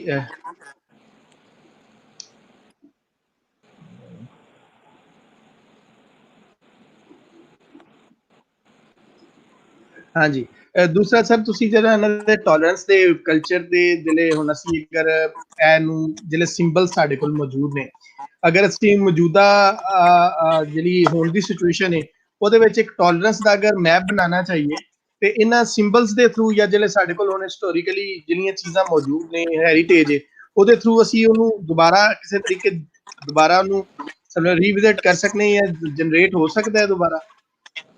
ਨਹੀਂ ਬਿਲਕੁਲ ਹੋ ਸਕਦਾ। ਤੇ ਤੁਸੀਂ ਮੈਂ ਕਿਹਾ ਜਿਹੜਾ ਤੁਹਾਡਾ ਵੀ ਬਲਕਿ ਜਿਹੜਾ ਕੰਮ ਹੈ ਭਗਤ ਸਿੰਘ ਦੇ ਹਵਾਲੇ ਨਾਲ, ਉਹ ਇਟਸੈਲਫ ਇਹੀ ਸ਼ੋ ਕਰਦਾ ਹੈ ਕਿ ਜਿਹੜੇ ਸਿੰਬਲਸ ਹੁੰਦੇ ਨੇ, ਸਪੈਸ਼ਲੀ ਜਿਹੜੇ ਹਿਸਟੋਰੀਕਲ ਸਿੰਬਲਸ ਹੁੰਦੇ ਨੇ, ਉਹਨਾਂ ਦੀ ਬੜੀ ਇੱਕ ਸਿਗਨੀਫਿਕੈਂਸ ਹੁੰਦੀ ਹੈ, ਬੜੀ ਇੰਪੋਰਟੈਂਸ ਹੁੰਦੀ ਹੈ। ਜਿਹੜਾ ਮੇਰਾ ਰੀਸੈਂਟ ਕੰਮ ਹੈ, ਮੇਰੀ ਜਿਹੜੀ ਫੈਸੀਨੇਸ਼ਨ ਹੈ ਕਿ ਮੈਂ ਫੋਕਸ ਕਰਾਂ on some certain Sufi traditions ਜਿਹੜੀ ਹੈ, ਜਿਹੜੀ traditions of syncretism. For example Shah Hussain ਦਾ ਸਿੰਬਲ ਜਿਹੜਾ ਹੈ ਉਹ ਬਹੁਤ ਇੰਪੋਰਟੈਂਟ ਹੈ। Shah Hussain Madholal, a Muslim Sufi in love with a Hindu boy, ਉਹ ਇੰਨਾ ਇੱਕ ਅੱਜ ਦੇ ਹਵਾਲੇ ਨਾਲ ਇੱਕ ਬੜਾ ਖੂਬਸੂਰਤ ਸਿੰਬਲ ਦੇ ਤੌਰ ਤੇ ਤੁਸੀਂ ਇਸਤੇਮਾਲ ਕਰ ਸਕਦੇ ਹੋ। ਵਾਰਿਸ ਸ਼ਾਹ ਦੀ ਹੀਰ ਹੈ, ਉਹ ਤੁਸੀਂ ਬੜੇ ਖੂਬਸੂਰਤ ਸਿੰਬਲ ਬਣ ਸਕਦਾ ਹੈ ਅੱਜ ਦੇ ਤੌਰ ਦੇ ਨਾਲ। Of course these are very powerful historical symbols. In fact in many ways ਤੁਸੀਂ ਇੱਕ ਵੀ ਆਰਗੂਮੈਂਟ ਕਰ ਸਕਦੇ ਹੋ ਕਿ ਅਸੀਂ ਅਗਰ ਇਹ ਸਿੰਬਲ ਇਸਤੇਮਾਲ ਕਰਦੇ ਹਾਂ ਤਾਂ we are not the first people to use these symbols. In many ways ਜਦੋਂ ਬੁੱਲੇ ਸ਼ਾਹ ਹੀਰ ਦੀ ਗੱਲ ਕਰ ਰਿਹਾ ਹੈ, ਰਾਂਝਾ ਦੀ ਗੱਲ ਕਰ ਰਿਹਾ ਹੈ, ਜਦੋਂ ਵਾਰਿਸ ਸ਼ਾਹ ਹੀਰ ਰਾਂਝਾ ਦੀ ਗੱਲ ਕਰ ਰਿਹਾ ਹੈ, he is also using the same symbols which are part of the social fabric for a very long time. The symbols are of course very important. ਇੱਥੇ ਇੱਕ ਸਈਦ ਕਾਸ਼ਿਫ ਸਾਹਿਬ ਵੱਲੋਂ ਕੁਐਸਚਨ ਆਇਆ ਕਿ ਤੁਸੀਂ ਕੋਈ ਹਿਸਟੋਰੀਕਲ ਐਵੀਡੈਂਸ ਮਿਲਿਆ ਤੁਹਾਨੂੰ ਕਿ ਲਵ ਦੇ ਨਾਮ ਤੋਂ ਜਿਹੜਾ ਰਾਮ ਦਾ ਪੁੱਤਰ ਸੀ ਉਹਦੇ ਨਾਮ ਤੋਂ ਹੀ ਇਹ ਸ਼ਹਿਰ ਬਣਿਆ, ਜਾਂ ਕੋਈ ਹੋਰ ਕੋਈ ਐਵੀਡੈਂਸ ਮਿਲਦਾ ਇਹਦਾ ਜਾਂ ਕਿਸੇ ਤਰੀਕੇ ਨਾਲ? I mean, so historical evidence पे of course ये भी नहीं है कि राम या love were actual figures, right? So you don't even have that historical evidence. But नहीं, it's a historical evidence नहीं in the sense that it's just a popular narrative. Of course, जिड़ा एक historical narrative थे वो भी दसदा है कि Valmiki was never in Lahore or this region. उन्हां दा जिड़ा area दसा जांदा है वो बिल्कुल कुछ और है. वो हुन I think central India च है somewhere over there. But ਜਿਹੜਾ ਤੇ ਮੇਰਾ ਫੋਕਸ ਵੀ ਨਹੀਂ ਸੀ ਕਿ ਮੈਂ ਉਹਨੂੰ ਸਰਚ ਕਰਾਂ ਕਿ ਹਿਸਟੋਰੀਕਲੀ ਕਰੈਕਟ ਹੈ ਨਹੀਂ. what fascinated me was ਕਿ ਬਈ ਉਹਦੀ ਇੰਪੋਰਟੈਂਸ ਕੀ ਹੈ ਕਿ ਅਸੀਂ ਅੱਜ ਅਗਰ ਲਾਹੌਰ ਦੇ origin ਦੀ ਗੱਲ ਕਰਦੇ ਹਾਂ ਤੇ ਹਿੰਦੂ mythological story ਦੇ ਨਾਲ ਜੋੜਦੇ ਹਾਂ. why that, what is the importance of that? That was the main question that I was asking. But answering that question, I think इसकी the historical कोई evidence नहीं मिलेगी. ये सिर्फ एक folk literature या उस तरह का एक narrative है. ਕਿਉਂਕਿ ਅਸੀਂ ਉਹਦੇ ਹਵਾਲੇ ਨਾਲ ਕਾਫੀ ਸਾਰੀਆਂ ਹੋਰ ਵੀ ਕਹਾਣੀਆਂ ਸੁਣੀਆਂ ਨੇ ਜੀ, ਜੋਗੀ ਰੀਤ ਤੋਂ ਵੀ ਸੁਣੀਆਂ ਕੁਛ ਅਦਰਵਾਈਜ਼ ਵੀ, ਤੇ ਉਸ ਹਵਾਲੇ ਨਾਲ ਦੋਸਤਾਂ ਨੇ ਗੱਲ ਕੀਤੀ। ਇੱਕ ਦੋਸਤ ਨੇ ਸਾਡੇ ਇਸ ਪੰਜਾਬ ਤੋਂ ਹੀ ਨੇ, ਉਹਨਾਂ ਨੇ ਗੱਲ ਕੀਤੀ ਕਿ ਅਟਰੈਕਸ਼ਨ ਲਾਹੌਰ ਦੀ ਕਿਉਂ ਇੰਨੀ ਰਹੀ ਹੈ, ਪੰਜਾਬ ਦੇ ਦੋਵਾਂ ਪਾਸੇ ਹੀ ਲਾਹੌਰ ਦਾ ਬੜੀ ਅਟਰੈਕਸ਼ਨ ਹੈ, ਉਹਦੇ ਹਵਾਲੇ ਨਾਲ ਕੋਈ ਤੁਹਾਨੂੰ ਚੀਜ਼ ਲੱਭੀ ਕਿ ਇਹਦਾ ਸ਼ਾਇਦ ਕੋਈ ਪੁਰਾਣਾ ਕੋਈ ਕੰਟੈਕਟ ਕੋਈ ਹੈ ਵੇ ਇਹਦਾ? I mean, Lahore, the attraction is the capital, right? I mean, this is where the film industry is. This is where the universities are. This is where the political everything is happening. From the time of the Mughals till the British. I mean, Lahore, because especially after the British, Lahore the importance बहुत ज़्यादा बन जाती है. In fact, जब British का कब्जा हुआ है पंजाब से, Amritsar was slightly bigger than Lahore. ਤੇ ਲਾਹੌਰ ਦਾ ਉਸ ਹਵਾਲੇ ਦੇ ਉਸ ਟਾਈਮ 'ਚ ਲਾਹੌਰ ਦੀ ਪੋਲੀਟੀਕਲ ਇੰਪੋਰਟੈਂਸ ਬਹੁਤ ਜ਼ਿਆਦਾ ਸੀ, ਪਰ ਲਾਹੌਰ ਦੀ ਕਲਚਰਲ ਜਾਂ ਇਕਨੋਮਿਕ ਇੰਪੋਰਟੈਂਸ ਸ਼ਾਇਦ ਉਨੀ ਨਹੀਂ ਸੀ. ਬਟ ਬ੍ਰਿਟਿਸ਼ ਨੇ ਬਹੁਤ ਇਨਵੈਸਟ ਕੀਤਾ ਲਾਹੌਰ ਦੇ ਤੋਂ ਇੱਕ ਪੂਰਾ, ਕਿਉਂਕਿ ਉਹ ਪੂਰਾ ਸ਼ਹਿਰ ਨੂੰ ਇੱਕ ਪ੍ਰੋਪੇਗੈਂਡਾ ਦੇ ਤੌਰ ਤੇ ਇਸਤੇਮਾਲ ਕਰ ਰਹੇ ਸਨ, ਜਿਵੇਂ ਉਹਨਾਂ ਨੇ ਕਲਕੱਤਾ ਨੂੰ ਕੀਤਾ ਜਾਂ ਬਾਕੀ ਸ਼ਹਿਰਾਂ ਨੂੰ ਕੀਤਾ. ਉਸ ਟਾਈਮ 'ਚ ਲਾਹੌਰ ਦੀ ਬਹੁਤ ਜ਼ਿਆਦਾ ਇੰਪੋਰਟੈਂਸ ਬਣ ਗਈ. ਤੇ ਫਿਰ ਉਸ ਟਾਈਮ ਦੇ ਵਿੱਚ ਫਿਰ ਪੰਜਾਬ 'ਚ ਲਾਹੌਰ ਦੇ ਮੁਕਾਬਲੇ ਤਾਂ ਸ਼ਹਿਰ ਨਹੀਂ ਸੀ in terms of numbers, in terms of education, jobs. I mean, it was competing with cities like Bombay and Kolkata and Madras. It was playing at that level after the British. ठीक sir. So sir, साडा जसबीर सिंह जी ने उन्होंने कहा कि some writers are of the opinion that the period of roughly 150 years after the death of Aurangzeb up to the coming of the British was the period of decay and decline. How far this line of argument stands true? It's a great question. I think it was a period of decay and decline in terms of politics. Perhaps we can make an argument. But I mean, this is also the time, by the way, when Bulleh Shah is alive. This is also the time when Waris Shah is writing, two of the greatest Punjabi literary writers. So I mean, you can see that time itself, if you talk about that from a literature point of view, it is perhaps almost a golden period. Politically it was a time of decline. There's a lot of violence, especially against the Sikh community in Lahore and Punjab. Huge amounts of violence by all sides, Afghans and the Mughals. But and literary, culturally point of view, say, I mean, Punjab mein you have Bulleh Shah and Waris Shah, who are part of the same time period. ਸਹੀ sir, ਇੱਕ question ਦੋਸਤਾਂ ਦੇ ਵੱਲੋਂ ਗੱਲਬਾਤ ਵੀ ਕਿ ਲਾਹੌਰ ਦੇ ਵਿੱਚ ਮੇਲਿਆਂ ਦਾ ਇੱਕ ਜਿਹੜਾ ਸੀ ਉਹ ਪੂਰਾ ਇੱਕ ਕਲਚਰ ਸੀ, ਬਲਕਿ ਕਹਿੰਦੇ ਸਨ ਕਿ ਹਫ਼ਤੇ ਦੇ 7 ਦਿਨ ਹੁੰਦੇ ਸਨ ਤੇ 8 ਮੇਲੇ ਹੁੰਦੇ ਸਨ, ਤੇ ਲਾਹੌਰ ਮੇਲਿਆਂ ਦੇ ਹਵਾਲੇ ਨਾਲ ਕੋਈ ਅਗਰ ਤੁਸੀਂ ਕੋਈ ਚੀਜ਼ ਵੇਖੀ ਹੋਈ ਕਿ ਜਿਹੜੀ ਉਹ ਮੇਲੇ ਸਨ, ਉਹਨਾਂ ਦੇ ਵਿੱਚੋਂ ਕੋਈ ਸਾਨੂੰ ਕੀ ਰਿਫਲੈਕਸ਼ਨ ਮਿਲਦੀ ਹੈ, ਰਿਲੀਜੀਅਸ ਰਿਫਲੈਕਸ਼ਨ ਮਿਲਦੀ ਹੈ, ਜਾਂ ਉਹ ਬਿਲਕੁਲ ਇੱਕ ਡਿਫਰੈਂਟ ਤਰ੍ਹਾਂ ਦੇ ਰੈਤਲੀ ਮੇਲੇ ਸਨ, ਜਾਂ ਉਹਨਾਂ ਦੇ ਨਾਲ ਕੋਈ ਪੀਰੀ ਮਰੀਦੀ ਜੁੜੀ ਹੋਈ ਸੀ, ਜਾਂ ਉਹ ਬਿਲਕੁਲ ਇੱਕ ਫਰਕ ਚੀਜ਼ ਸਨ? ਉਹਨਾਂ ਦੇ ਹਵਾਲੇ ਨਾਲ ਸਰ ਕੋਈ ਅਗਰ ਉਸ ਸਭ ਕੁਝ ਸੀ ਤੁਸੀਂ, ਕਿਉਂਕਿ ਉਹੀ ਜਿਹੜਾ ਇੱਕ ਕਨਸੈਪਟ ਹੈ ਕਿ ਸੈਕ੍ਰੇਡ ਤੇ ਸੈਕੂਲਰ ਦਾ ਕਨਸੈਪਟ ਹੈ, ਉਹ ਸਾਊਥ ਏਸ਼ੀਆ 'ਚ ਇਤਨਾ ਨੀਟਲੀ ਅਪਲਾਈ ਨਹੀਂ ਕਰਦਾ. ਜਿਹੜੇ ਸਾਰੇ ਮੇਲੇ ਸਨ, of course, I mean, were linked with some sort of religious association. Sufi shrine ਦੇ ਮੇਲੇ ਸਨ, ਮੰਦਰਾਂ ਦੇ ਮੇਲੇ ਸਨ, कुछ मौसमी मेले सन ਉਹ शायद religious symbols origin नहीं सी, but over time they also became religious symbols. But I mean, having said that, that does not mean that everybody who's attending those melas or those festivals is doing it purely for religious reasons. So for example, Bhadrakali मंदिर ਦਾ ਜਿਹੜਾ ਮੇਲਾ ਸੀ ਨਿਆਜ਼ ਬੇਗ 'ਚ ਬਹੁਤ ਬੜਾ ਮੇਲਾ ਸੀ ਲਾਹੌਰ ਦਾ ਇੱਕ ਜ਼ਮਾਨੇ 'ਚ, ਤੇ ਉਹਦੇ ਅੰਦਰ ਮੁਸਲਮਾਨ ਵੀ ਜਾਂਦੇ ਸਨ, ਕ੍ਰਿਸਚਨ ਵੀ ਜਾਂਦੇ ਸਨ, ਹਿੰਦੂ ਵੀ ਜਾਂਦੇ ਸਨ, ਕਿਉਂਕਿ ਇੱਕ ਮੇਲਾ ਸੀ ਉੱਥੇ ਡਰਾਮਾ ਵੀ ਹੋ ਰਿਹਾ ਹੈ, ਉੱਥੇ ਝੂਲੇ ਵੀ ਲੱਗੇ ਨੇ, ਉੱਥੇ ਫੂਡ ਵੀ ਹੈ। ਇਸੇ ਤਰ੍ਹਾਂ ਸ਼ਾਹ ਹੁਸੈਨ ਦੇ ਮੇਲੇ 'ਚ ਸਾਰੇ ਜਾਂਦੇ ਸਨ। ਉਹ ਕੋਈ ਕਿ ਉਹਦਾ ਸ਼ਾਇਦ ਓਰੀਜਨ ਜਾਂ ਉਹਦਾ ਕੋਈ ਜਸਟੀਫਿਕੇਸ਼ਨ ਸ਼ਾਇਦ religious C, but that does not mean that everybody who's coming there is coming for religious reasons. What does religion mean? Everybody has a different understanding of what religion is and what religiosity is, but like subjective ja interpretive ja hunda hai, but I think they are affiliated and linked with religion in some way or the other. Gurshamsher Singh ਹੋਰਾਂ ਵੱਲੋਂ ਆਇਆ ਕਿ how Lahore's cosmopolitan character got affected after partition. What, sorry, whose character? How Lahore's cosmopolitan character got affected after partition. I mean, it's not the same city anymore. ਅਸੀਂ ਆਪਣੀ ਉਹੀ ਜਿਹੜੀ ਗੱਲ ਹੈ ਕਿ ਤੁਸੀਂ ਉਹ ਹੁਣ ਖਾਲੀ ਇਮੇਜਿਨ ਨਹੀਂ ਕਰ ਸਕਦੇ ਹੋ ਕਿ ਲਾਹੌਰ ਜਿਹੜਾ ਸ਼ਹਿਰ ਸੀ ਉਹ ਕੀ ਸ਼ਹਿਰ ਸੀ। ਹੁਣ ਤੁਹਾਨੂੰ ਉਹਦੇ ਹਲਕੇ ਫੁਲਕੇ ਟ੍ਰੇਸਿਸ ਹੀ ਨਜ਼ਰ ਆਉਂਦੇ ਸਨ। Lahore today is not a cosmopolitan city at all, it is a very very Punjabi city. So Punjabi ਵਾਲੇ ਨਾਲ there is some diversity in Lahore, ਤੁਹਾਨੂੰ ਮੁਖਤਲਿਫ ਕਿਸਮ ਦੀ ਪੰਜਾਬੀ ਸੁਣਾਈ ਦਿੰਦੀ ਹੈ, ਮੁਖਤਲਿਫ ਇਲਾਕੇ ਦੇ Punjabi come to Lahore, but that's it. I mean, Lahore is a Punjabi city. In many ways, Islamabad ਜਿਹੜਾ ਹੈ ਬਹੁਤ ਛੋਟਾ ਸ਼ਹਿਰ ਹੈ compared to Lahore, but Islamabad is much more cosmopolitan than Lahore. Karachi in many ways is the true cosmopolitan city of Pakistan. Lahore ਜਿਹੜਾ ਹੈ Lahore ਹੈ, it's a new city. It's a completely new city. It's not the same city that it was. Dr. Sukhdev Soul साहब ने कहा कि what sort of image of Lahore you wish to reimagine? What sort of image do I want Lahore to leave with? Reimagine. The cosmopolitan Lahore. I want the Lahore to be diverse. I want the Lahore to have multiple religions, multiple communities. I want the Lahore to be more gender equal, more tolerant towards all sorts of sexualities, gender, religions, communities, cultures. So that's the kind of Lahore that I want to imagine. सही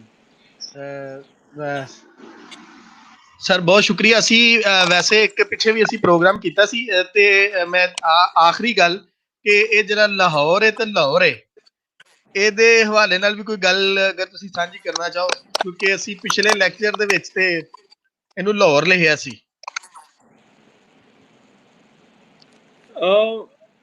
I think ਅਸਲ ਚ ਪੰਜਾਬੀ ਤੁਸੀਂ ਅਗਰ ਆਖੋ ਤਾਂ ਲਾਹੌਰ ਹੈ, ਪਰ ਜਦੋਂ ਤੁਸੀਂ ਉਹਨੂੰ ਇੰਗਲਿਸ਼ ਚ ਲਿਖਦੇ ਹੋ ਤੇ ਓਵਰ ਟਾਈਮ ਜਿਵੇਂ ਬੰਬੇ ਮੁੰਬਈ ਜਿਹੜਾ ਹੈ ਬੰਬੇ ਬਣ ਜਾਂਦਾ ਹੈ, ਜਾਂ ਕਲਕੱਤਾ ਜਿਹੜਾ ਹੈ ਕੋਲਕਾਤਾ ਬਣ ਜਾਂਦਾ ਹੈ। ਆਫ ਕੋਰਸ ਲਾਹੌਰ ਹੈ ਅਸਲ ਚ, ਉਹਨੂੰ ਫਿਰ ਜਦੋਂ ਇੰਗਲਿਸ਼ ਚ ਜਿਹੜਾ ਹੁੰਦਾ ਹੈ ਫਿਰ ਉਹ ਲਾਹੌਰ ਬਣ ਜਾਂਦਾ। ਸਹੀ, ਪੰਜਾਬ ਜਾਂ ਇਸ ਤਰ੍ਹਾਂ। ਜੀ ਸਰ ਬਹੁਤ ਸ਼ੁਕਰੀਆ ਸਰ ਹਰੂਨ ਸਾਹਿਬ, ਤੁਸੀਂ ਅੱਜ ਆਏ ਸਾਡੇ ਨਾਲ ਗੱਲਬਾਤ ਕੀਤੀ। ਮੈਂ ਆਪਣੇ ਦੋਸਤਾਂ ਨੂੰ ਕਹਾਂਗਾ ਕਿ ਤੁਸੀਂ ਆਪਣੇ ਕੁਐਸਚਨ ਜਿਹੜੇ ਨੇ ਉਹ ਲਾਜ਼ਮੀ ਕਮੈਂਟ ਦੇ ਵਿੱਚ ਲਿਖ ਦੇਣਾ, ਆਪਣੇ ਕਮੈਂਟ ਵੀ ਲਿਖਣਾ, ਸਰ ਦੇ ਲੈਕਚਰ ਦੇ ਹਵਾਲੇ ਨਾਲ ਵੀ ਗੱਲ ਕਰਨਾ। ਤੁਹਾਡੀ ਜਿਹੜੀ ਇਹਨਾਂ ਇਨਪੁਟ ਸਾਰਾ ਜਿਹੜੇ ਨੇ ਉਹ ਹਰੂਨ ਸਾਹਿਬ ਦੇਖ ਲੈਣਗੇ ਔਰ ਜਿਹਦਾ ਉਹ ਬਿਹਤਰ ਸਮਝਣ ਉਹਦਾ ਆਨਸਰ ਵੀ ਕਰਨਗੇ। ਤੁਸੀਂ ਗੱਲ ਕੀਤੀ ਅੱਜ ਅਸੀਂ ਆਖਰ ਤੇ ਨੈਕਸਟ ਲੈਕਚਰ ਵੀ ਅਨਾਉਂਸ ਕਰਨੇ, ਤੁਸੀਂ ਜਿਹੜੀ ਗੱਲ ਕੀਤੀ ਕਿ ਮੈਂ ਥਰੂ ਇੱਕ ਹੋਰ ਜਿਹੜੀ ਨੈਕਸਟ ਕਰ ਰਹੇ ਹਾਂ ਕਿ ਅਸੀਂ ਉਹ ਜਿਹੜੇ ਇੱਕ ਜੋਗੀ ਰੀਤ ਚੋਂ ਨਿਕਲੇ, ਫਿਰ ਅਸੀਂ ਅੱਗੇ ਜਿਹੜਾ ਚੱਲੇ ਉਹਦੇ ਨਾਲ ਅਸੀਂ ਚੀਜ਼ਾਂ ਨੂੰ ਵੇਖਣਾ ਚਾਹ ਰਹੇ ਹਾਂ। ਸੋ ਅਸੀਂ ਕੱਲ ਜਿਹੜਾ ਹੈ ਨਾ ਉਹ ਅਸੀਂ ਇਹ ਇੱਕ ਲੈਕਚਰ ਜਿਹੜਾ ਹੈ ਨਾ ਉਹ ਜੋਗੀ ਰੀਤ ਦੇ ਉੱਪਰ, ਜੋਗੀ ਰੀਤ ਤੋਂ ਬੁੱਧਾ ਔਰ ਬੁੱਧਾ ਤੋਂ ਜਿਹੜਾ ਹੈ ਉਹ ਅਸੀਂ ਜਾਣਾ ਭਗਤ ਕਬੀਰ ਤੱਕ, ਤੇ ਉਹ ਸਾਡਾ 20 ਤਾਰੀਖ ਵਾਲੇ ਦਿਨ ਅਸੀਂ ਅਲਟਰਨੇਟਿਵ ਡੇਜ਼ ਤੇ ਕਰਨੀ, ਇੱਕ ਦਿਨ ਛੱਡ ਕੇ ਇੱਕ ਦਿਨ। ਸੋ ਇਹ 20th ਨੂੰ ਸਾਡਾ ਇਹ ਜਿਹੜਾ ਹੈ ਨਾ ਉਹ ਦੇਸ ਰਾਜ ਕਾਲੀ ਜੀ ਦੇ ਨਾਲ ਇਹ ਪੂਰਾ ਲੈਕਚਰ ਹੋਏਗਾ। ਸਾਰੇ ਸੁਣਨ ਵਾਲੇ ਦੋਸਤਾਂ ਨੂੰ ਵੀ ਅਸੀਂ ਦੱਸ ਦਿੰਦੇ ਹਾਂ ਔਰ ਤੁਹਾਨੂੰ ਵੀ, ਤੁਸੀਂ ਵੀ ਪਲੀਜ਼ ਜੁਆਇਨ ਕਰਨਾ। ਉਹਦੇ ਵਿੱਚ ਹੋ ਸਕਦਾ ਕਿ ਕੋਈ ਤੁਹਾਡੇ ਕੰਮ ਦੀ ਚੀਜ਼ ਵੀ ਨਿਕਲ ਆਏ। ਤੇ ਸਰ ਇੱਕ ਦਫਾ ਫਿਰ ਤੁਹਾਡਾ ਬਹੁਤ ਸ਼ੁਕਰੀਆ, ਤੁਸੀਂ ਅੱਜ ਆਏ ਤੇ ਆਪਣੀ ਮਾਂ ਬੋਲੀ ਪੰਜਾਬੀ ਦੇ ਵਿੱਚ ਤੁਸੀਂ ਗੱਲ ਕੀਤੀ ਔਰ ਉਹਦਾ ਮਾਣ ਵਧਾਇਆ। ਬੜੀ ਮਿਹਰਬਾਨੀ ਜਨਾਬ ਤੁਹਾਡੀ। Thank you sir, thank you ji, thank you everybody for listening. ਜੀ ਸਾਰੇ ਦੋਸਤਾਂ ਦਾ ਬਹੁਤ ਸ਼ੁਕਰੀਆ ਔਰ ਅਸੀਂ ਇਨਸ਼ਾਅੱਲਾ ਜਿਹੜਾ ਨੈਕਸਟ ਲੈਕਚਰ ਹੈ 20th ਨੂੰ ਅਸੀਂ ਲੈ ਕੇ ਆਵਾਂਗੇ ਦੇਸਾ ਅਜਕਾਲੀ ਜੀ ਦੇ ਨਾਲ ਸਾਡਾ ਜੋਗੀ ਰੀਤ ਦੇ ਉੱਤੇ ਹੋਏਗਾ ਜੋਗੀ ਰੀਤ ਤੋਂ ਅਸੀਂ ਸਦਾਰ ਤੋਂ ਅਸੀਂ ਫਿਰ ਔਨਵਰਡ ਜਿਹੜਾ ਹੈ ਭਗਤ ਕਬੀਰ ਤੱਕ ਇਹ ਸਾਰੀ ਕਹਾਣੀ ਲੈ ਕੇ ਜਾਵਾਂਗੇ ਤੇ ਲਿਹਾਜ਼ਾ ਜਿਹੜਾ ਹੈ ਉਹ ਅਗਲੇ ਲੈਕਚਰ ਤੱਕ ਸਾਰਿਆਂ ਨੂੰ ਜਿਹੜਾ ਹੈ ਨਾ ਜੀ ਉਹ ਰੱਬ ਰਾਖਾ ਤੇ ਮਿਲਨੇ ਅਗਲੇ ਲੈਕਚਰ ਦੇ ਨਾਲ ਤੁਸੀਂ ਆਪਣੀ ਜਿਹੜੀ ਹੈ ਲਾਜ਼ਮੀ ਕੰਟਰੀਬਿਊਸ਼ਨ ਆਪਣਾ ਇਨਪੁਟ ਜਿਹੜਾ ਹੈ ਕੰਟਰੀਬਿਊਟ ਕਰੋ ਇਹਦੇ ਵਿੱਚ ਤਾਂ ਕਿ ਸਾਡੇ ਤੱਕ ਉਹ ਗੱਲ ਪਹੁੰਚਦੀ ਰਵੇ ਔਰ ਉਹਨੂੰ ਸਕਾਲਰਸ ਵੀ ਵੇਖਦੇ ਰਹਿਣ ਤਾਂ ਕਿ ਉਹਦਾ ਜਵਾਬ ਵੀ ਦੇ ਸਕਣ ਸਾਡੇ ਸਾਰੇ ਸਕਾਲਰਸ ਨੇ ਹੁਣ ਤੱਕ ਜਿੰਨੇ ਵੀ ਲੈਕਚਰਸ ਹੋਏ ਨੇ ਸਾਰੇ ਸਕਾਲਰਸ ਨੇ ਜਿਹੜਾ ਹੈ ਨਾ ਉਹ ਆਪਣੇ ਕਮੈਂਟ ਪੜ੍ਹੇ ਨੇ ਔਰ ਤੁਹਾਨੂੰ ਫੀਲ ਵੀ ਹੋਇਆ ਹੋਏਗਾ ਕਿ ਜੀ ਉਹ ਕਮੈਂਟ ਜਿਹੜੇ ਪੜ੍ਹਦੇ ਸਨ ਔਰ ਉਹਦੇ ਤੋਂ ਬਾਅਦ ਫਿਰ ਜਿਹੜਾ ਨਾ ਉਹਦੇ ਉਹ ਆਨਸਰ ਵੀ ਕਰਦੇ ਰਹੇ ਤੇ ਇਸ ਕਰਕੇ ਤੁਸੀਂ ਹੁਣ ਵੀ ਕਮੈਂਟ ਕਰਨਾ ਔਰ ਉਹਦੇ ਤੁਹਾਨੂੰ ਜ਼ਰੂਰ ਆਨਸਰ ਮਿਲਣਗੇ ਤੁਹਾਡੀ ਗੱਲਬਾਤ ਜਿਹੜੀ ਹੈ ਉਹ ਸਕਾਲਰ ਵੇਖਣਗੇ ਔਰ ਉਹਦੇ ਤੇ ਗੱਲ ਵੀ ਕਰਨਗੇ ਸੋ ਦੂਜੀ ਗੱਲ ਇਹ ਕਿ ਜਿਹੜੇ ਸਾਡੇ ਦੋਸਤ